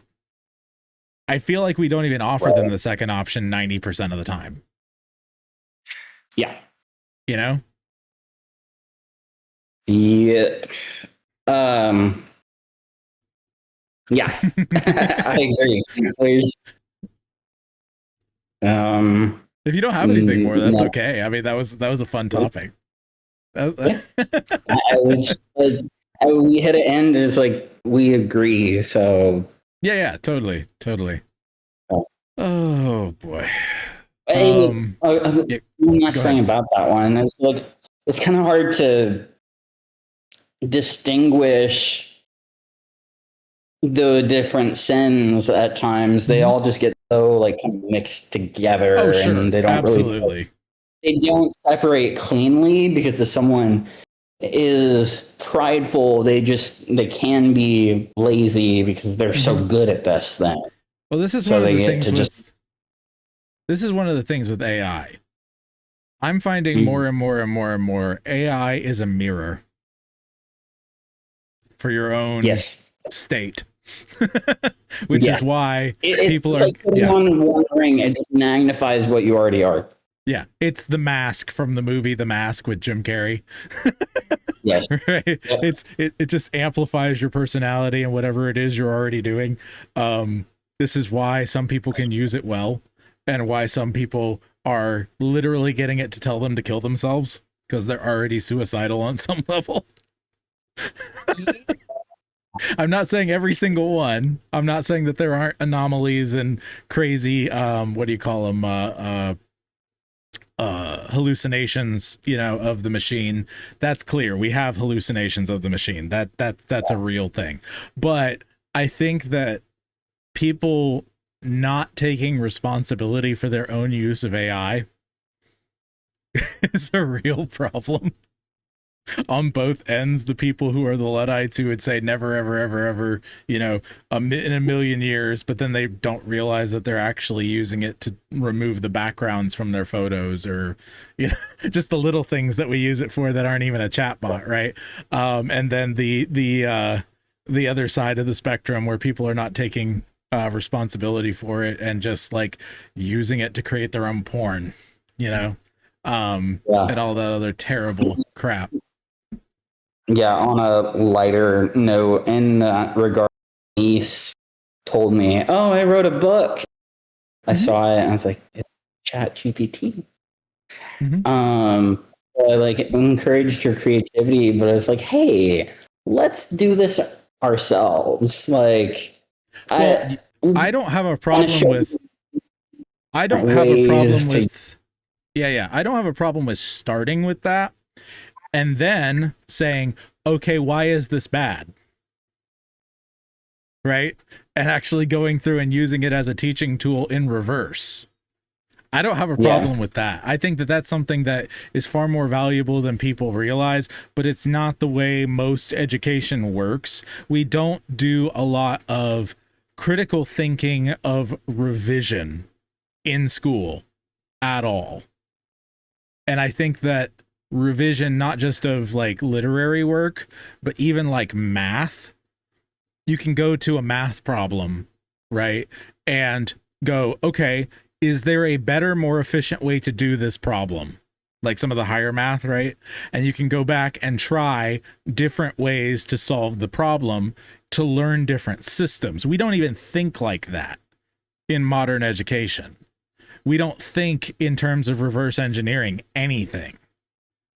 But that's just as valuable a skill as being able to generate something from scratch, if not more so sometimes, because most of this world that we're currently living is us fixing things that are broken. So like you mean like, so for example, niece makes a thing and I encourage her, hey, that's a cool idea. Let's work kind of backwards from this and make it more own. Yeah, no, like I get you on that, but I'm not saying you shouldn't learn to generate either. I'm saying both are important skills, right? You need to know how to generate from scratch from a blank piece of paper, and you also need to, or screen or whatever, and you need to be able to take something that's crap and make it good. I don't think that we teach the second thing, Yeah. The second, sorry, I'm so easily distracted. It is You're 9 fine, bro. almost the bedtime. What's the second thing? Just give me the Cliff Notes. What's the first thing? Revising thing. The first thing was is generating from scratch, like for yourself, not through ChatGPT, but actually like a blank piece of paper. I'm writing a story. Okay, we teach that in schools. We don't teach revision. Right? We don't teach going back and taking something that's horrible and crap and making it better. We don't teach that skill. And we wonder why we live in a world that's broken and we don't know how to fix it. Because we didn't teach how to fix things that are broken. Gotcha. Yes. You see what I'm saying? Yeah. So no, we need to learn both. We need to learn both for sure. But I think that one is severely lacking. And I think that's one of the reasons why people who appreciate the utilitarian nature of AI, but have problems with it morally because they think like it's not art to create something that's not from scratch, that's not real, that's not a thing. I would argue that learning how to fix something that's broken is another art entirely. I'm not even saying they're parallel or the same or whatever. I'm saying they're completely different skills. You know? Yeah. Yeah. I can see that. No, I can definitely see that. I think the general rule, because it's hard of that isn't a thing because I am in the writer and artist. Because I'm so deep into writing community and artists around me, and that the revision is just a natural part of that. Right. But yeah, like I think that's exactly what it is. A lot of people just think, oh, I have this cool idea, so I get to just run with it. Right. And then that's why they never become a true artist, because they don't realize a lot of it is about failing, relearning something, and revision, and just continuing the process. You're essentially using that's what we were talking about tonight for your story, right? Like breaking it out into these modular chunks and trying them in different orders and seeing what works. Because the fact is, you guys have a bunch of great scenes and a great world. Yes. And some good characters that need some work, but they're still good characters at their heart. Right. And so like what you need is revision, right?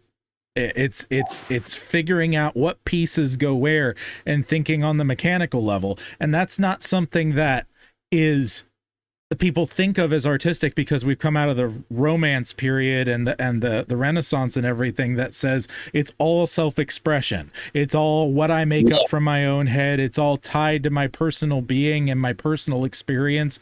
And all of that is true in some sense. But if you can't make it work, it doesn't matter.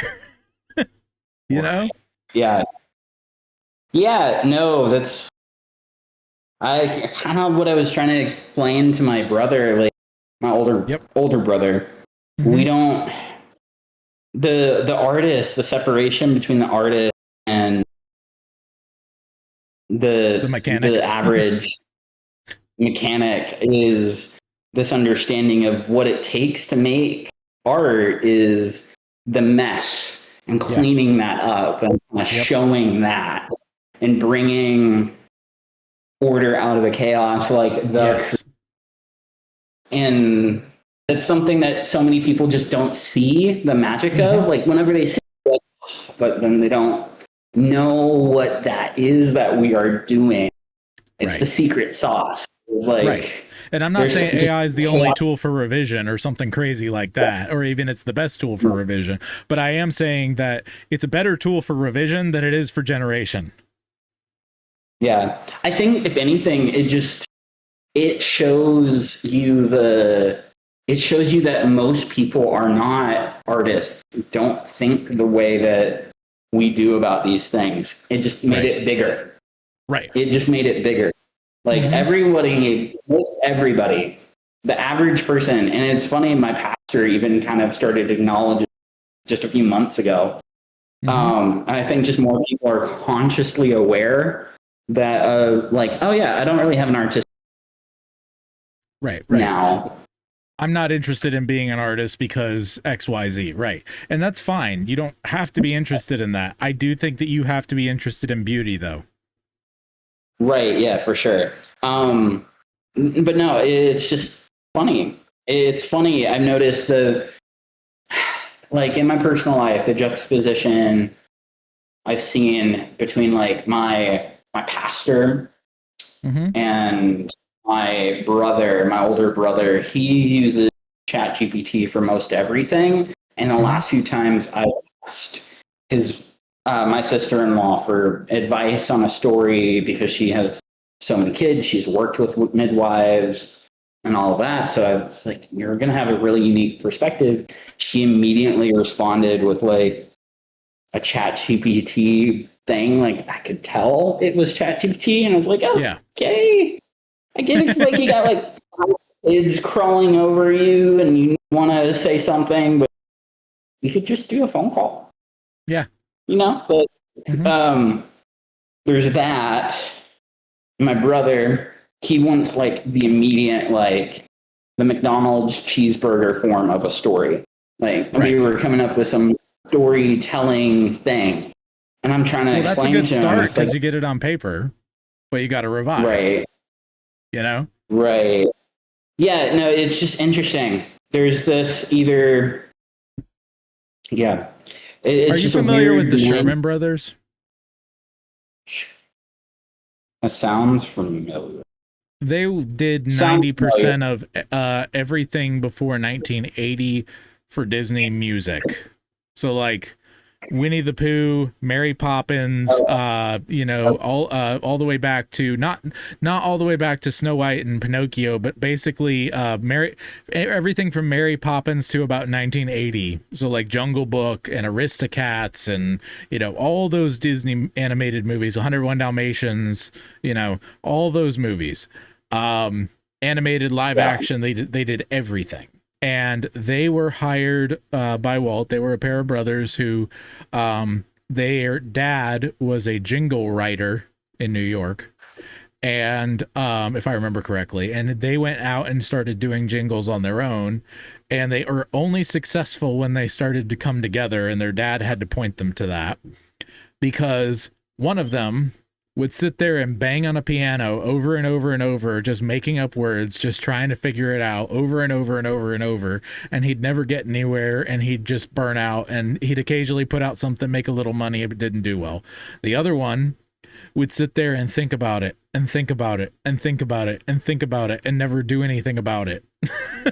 And he was a lot more cerebral. He was actually they were both veterans, I believe, but one of them was discharged because of a very basic physical issue, if I remember correctly, and then the other one was actually like shot in the leg and had a limp the rest of his life. He was the more cerebral one.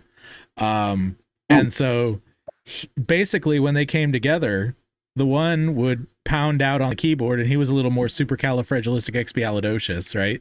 And then the other one would sit and listen and listen for the right words coming out of his brother's mouth. Like, that's the one, write it down. That's the one, write it down.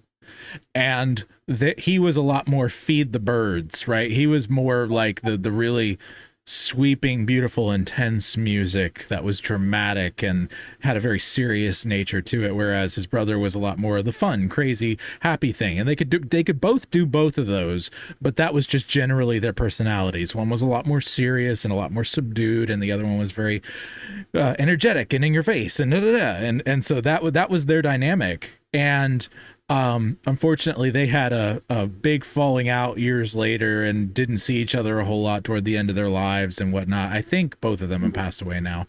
But yeah, there's a movie called The Boys. It's on Disney Plus, and you can find it other places, but it's about them. It's a documentary about them. And I see that in most brother relationships. There's usually one that's like the, you know, get it out quick, and then the other one's the revision guy.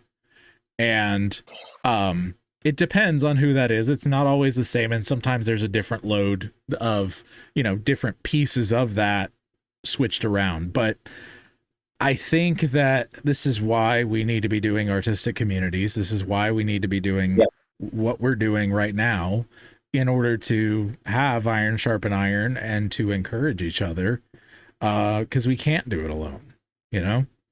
So I've been pushing forward in everything I'm doing, but like I've been doing it for so long, it's second nature to me. And I almost, you know, I was telling Jesse the other day, when people get upset, I kind of want to say, you know, I don't want to say, because it's selfish and it's not what I really believe, but I kind of want to say, I've been grinding for 15 years. And y'all listen to maybe 1 out of 4 of my shows every month. And that's my nonfiction. Hardly anyone looks at my fiction. Right? And so, but the people who do really like it, and I have not been able to put out as much fiction because I've been focusing on the nonfiction too much, and that's on me, right? So I am not being the selfish guy saying that. I am saying I understand how people feel, because I've been there. I am there in some ways, and I'm moving forward. And I want to help you so that you don't have to deal with what I'm dealing with. Yeah. Right? Does that make sense? Yeah. Yeah. That makes sense. I think I'm having trouble seeing where the shift in the conversation happened from the previous topic to you talking about that specifically. Well, talking about basically just we need each other. You know, you need Aaron, Aaron needs you. You find your part of the body, you find your load, and you work together, right? This is about community and working together. This is the body of Christ. That's kind of the thing that blends these two topics together that I was getting at. Gotcha.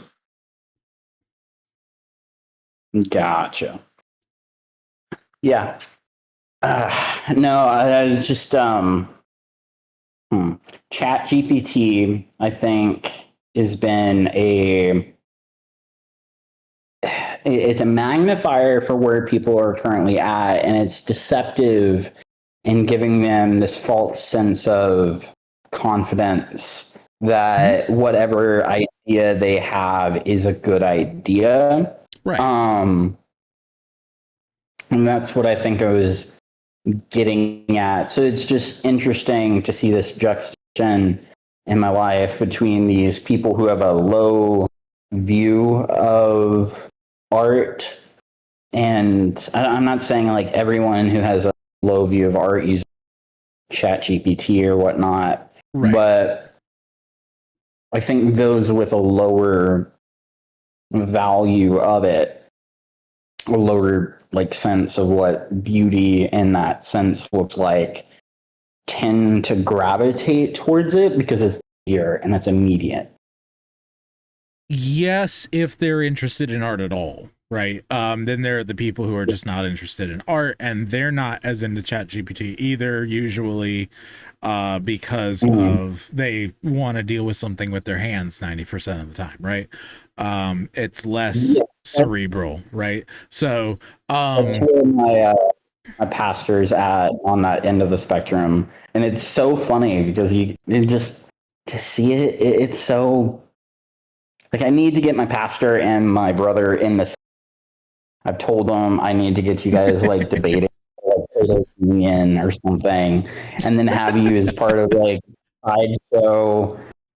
I'm just those two are so different. It'd be so fun. Anyway, sorry.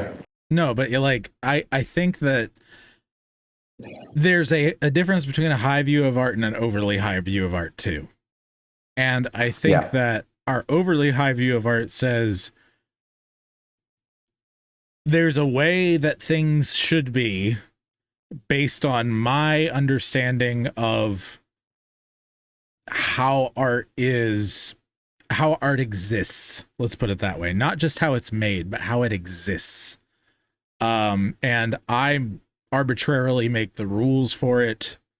And if it's not up to my standards, it's not art or not good art.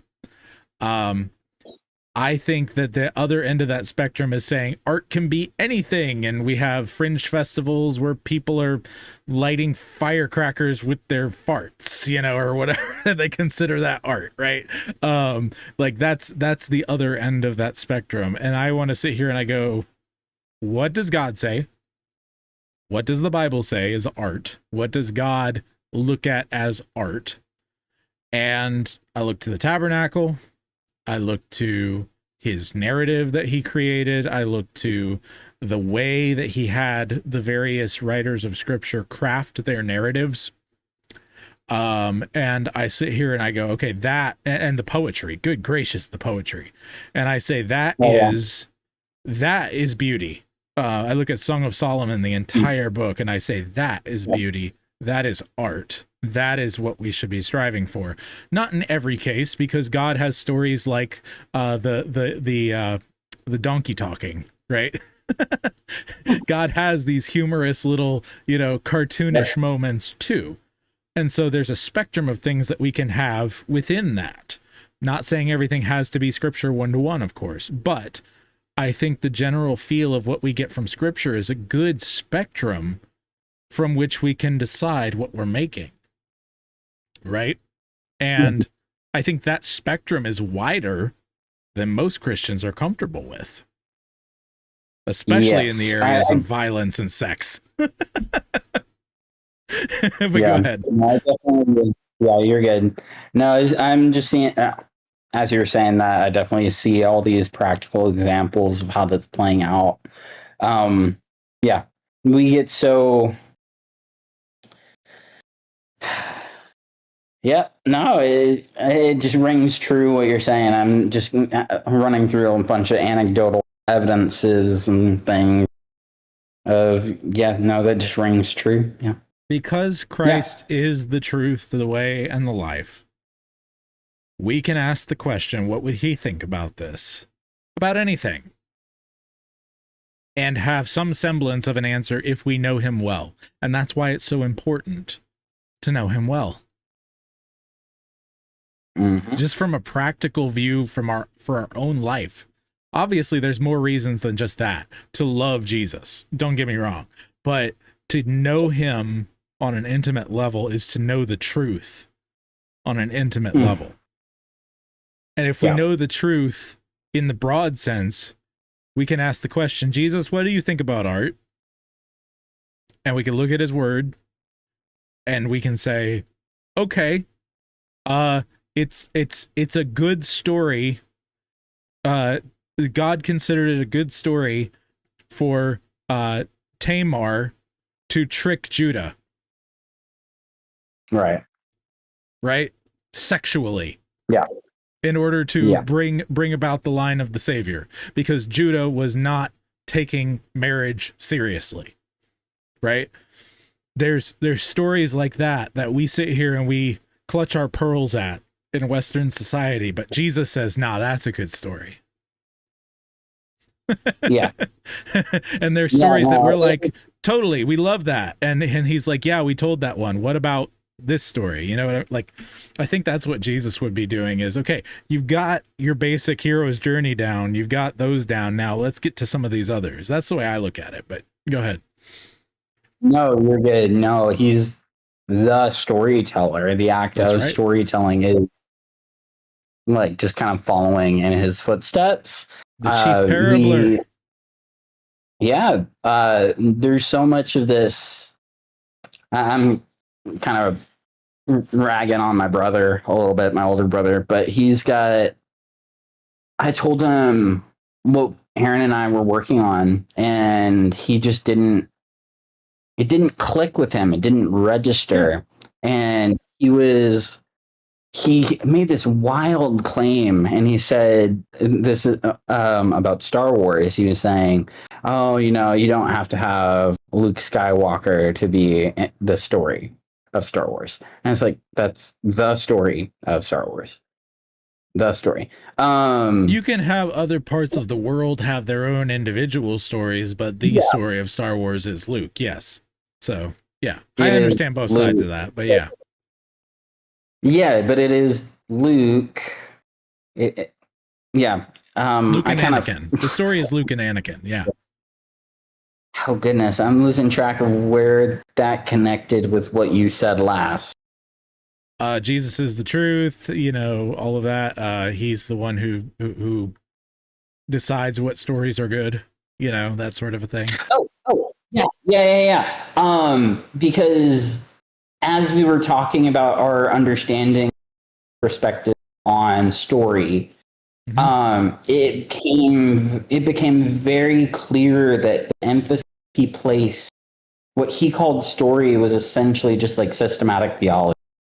Right. Essentially. Yeah. Is any like in that cosmos of like this world, how does it operate? What is its ethos? What is its... That's not the thing he cared about. Right. And I was like, that's cool, but what's your lens for that? Right. You're essentially just like, like you need a vessel to carry. It's like, pouring soup onto the floor and say, "There's dinner." Right. Yeah. You just need a bowl. That. You need the salt. You need the saltines over here. So it's just interesting, and I think that you come with a lot of people come at stories from that angle. They're just trying to get their own message, that they cease to find the purpose of beauty. Right. And a lot of well-meaning Christians will put together and craft narratives.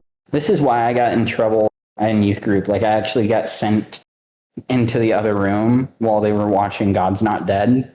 Mm-hmm. Back in high school, I was like, this is kind of, it sucks. Like, there's no emotionally compelling beat. And then the one character I really cared about, Muslim, who like actually persecuted, not just like given a bad grade for disrespecting the teacher, who happened to be an atheist. That's maybe don't just make a random guy the like worst person. So I have a slightly different perspective on God's Not Dead from everything everyone else has said. I don't like it, but I dislike it for different reasons than what a lot of people bring up. My issue is the movie is literally just an argument. And I don't mean an argument like a worldview being pushed forward. It's literally like watching paint dry in a courtroom. As two people argue, they did it, they didn't do it, they did it, they didn't do it. And there is no point to the evidence because the person on trial, which is God, isn't even, it's not even possible to have him on trial. It's a moot point. It's a stupid argument from both sides, other than the fact that one of them is obviously true and one of them is not. Like, beyond that, the argument is stupid because it's true regardless of whether what's his name wins, like the college boy wins. Like, there are no stakes. There are no stakes. None whatsoever. And I pointed out all of the stuff to him, and it's just strange. Really strange. Goodness. It's frustrating. I'll go to places, and it goes so much deeper than that. Mm-hmm. There is this degradation of beauty within our society. And whenever I show my friends the liturgy, they've never experienced that before. They don't have this true sense of beauty because it's not really been instilled in them. Right. Like, they don't see that. So it's just strange. It's just really, really strange. Anyway, well, I sit here and I look at, I'll have a slightly more complicated psalm or hymn that has some more very vivid poetry in it. Uses a lot of big words, things of that nature. One good example a lot of people don't pick up on, at least I've found in my area, is they know it, but they don't know what it means. Oh, the deep, deep love of Jesus. Like the original, oh, the deep, deep love of Jesus, vast, unmeasured, boundless, free. Right, that one. I don't have that memorized, but yes. Or like another good example is let all mortal flesh keep silence. Right? Ooh, yeah. Rank on rank, the host of heaven spreads its vanguard on the way. As the light of light descendeth from the realms of endless day, right? And so that poetry is gorgeous. But for some people, they don't get it. What's up, Aaron? Hey. How you doing, friend? I'm doing well. I have no idea what you're talking about, so I'll just listen for a bit. Yeah, that's fine. Been talking about, I was talking about the Maiden's Child earlier. Just talking about art in general, and I'm I don't know if it's gossiping, but ragging on for underappreciating the value of art. Did you just say his name in a video? No one really knows him. I can take it out. Fine. Either way. I mean, I would take it out. I would take out his name. Yes, I would. That is just a basic respect for That's a fine. person. He just said his brother all the other time, so it's fine. His older brother all the other time, so it's fine. We know it's not you. It's another brother. It's fine. Anyway. Yeah, no one knows. Nobody that watches this knows him. It's fine, but it was a measure thing, Aaron. But I'll take out his name. That's fine. Anyway, go ahead. Fine. But I was just talking about how he and I had this discussion about the meaning of and the purpose of stories a while back. And it broke down into this fundamental difference of like, I see stories as a vessel to get through to people and on an emotional level that a sermon can't always do. And he just didn't see it that same way. And then it's kind of progressed from there. Yeah, I actually had that exact same conversation with him. Yes, you were right there. And the two of us were just, like screaming internally. Yeah. It was fine. And for me, like, I can't get his perspective because I'm actually at the point where this may seem like a complete non sequitur to you, but I'm at the point where I've studied so much mathematics that it's essentially the same thing to me to have a math textbook and a story about, conflict is just the same thing to me because both of them are like super logical ultimately in how they work. I have so many world building documents from you that are just strings of random numbers. Yeah. I mean, yes. And it makes it's like I can kind of appreciate the parallels that you. Well, it's all based on intuitive antecedents, and what's the opposite of an antecedent? Antecedent or consequent. Yeah. It's intuitive antecedents and consequence. I was really overthinking that. I was thinking antecedent, behavior, consequent. So yeah, right. Took me. Yeah, it's actually stories about people that have meaning. Right. Mm-hmm. Right. Yeah. And numbers numbers are things that exist in patterns, and you find, for example, in a story, if you have someone who's very obviously a hero, it's because of what's happening around them to them and they are doing to the world, right? And so there are these things that link together, and you can start from anywhere in a story and sort of kind of know what happens before and after. Yeah. In the same way math works too, just not in my brain. Yes, and what I'm saying is like the way it works in my brain is like whenever I look at armies on a field running into each other, I just look at squares running. I just see squares running into each other. Right. Whenever I see borders move around on a map, what I see is just shapes changing over time according to a certain logic. Right. And the thing is, there is something interesting there, certainly. Yes. But it's not as interesting as questions of virtue and ultimate fate, which is what belongs to, spiritual realities, lived realities, human realities. Right. What's the purpose of all these blocks bumping into each other and these shapes changing over time? Right. What's the purpose? Right. The realm of purpose is all the virtue and everything else you're talking about. Right. This is the plan of God. Yeah, I just love that. I wish here on it.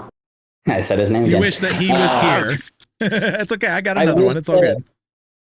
It doesn't matter if I say his name. It does. I don't think it does. It's scissors on it. Well, there's not that many viewers. We wish our older brother was here. Fine, whatever. I wish he was here.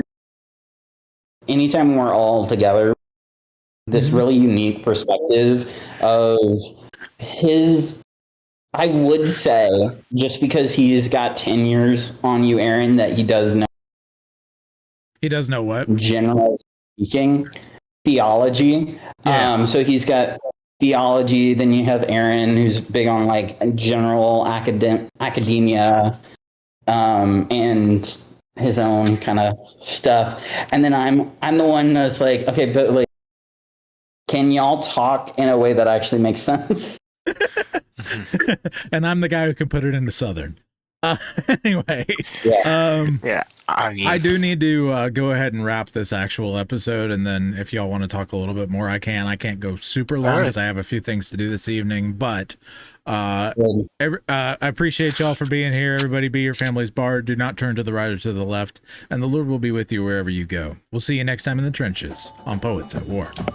For more episodes of Poets at War, please visit joshuadavidling.com or check us out on YouTube, Spotify, and anywhere you get your podcast transmissions. This is Sergeant Ollie, signing out. God of songs said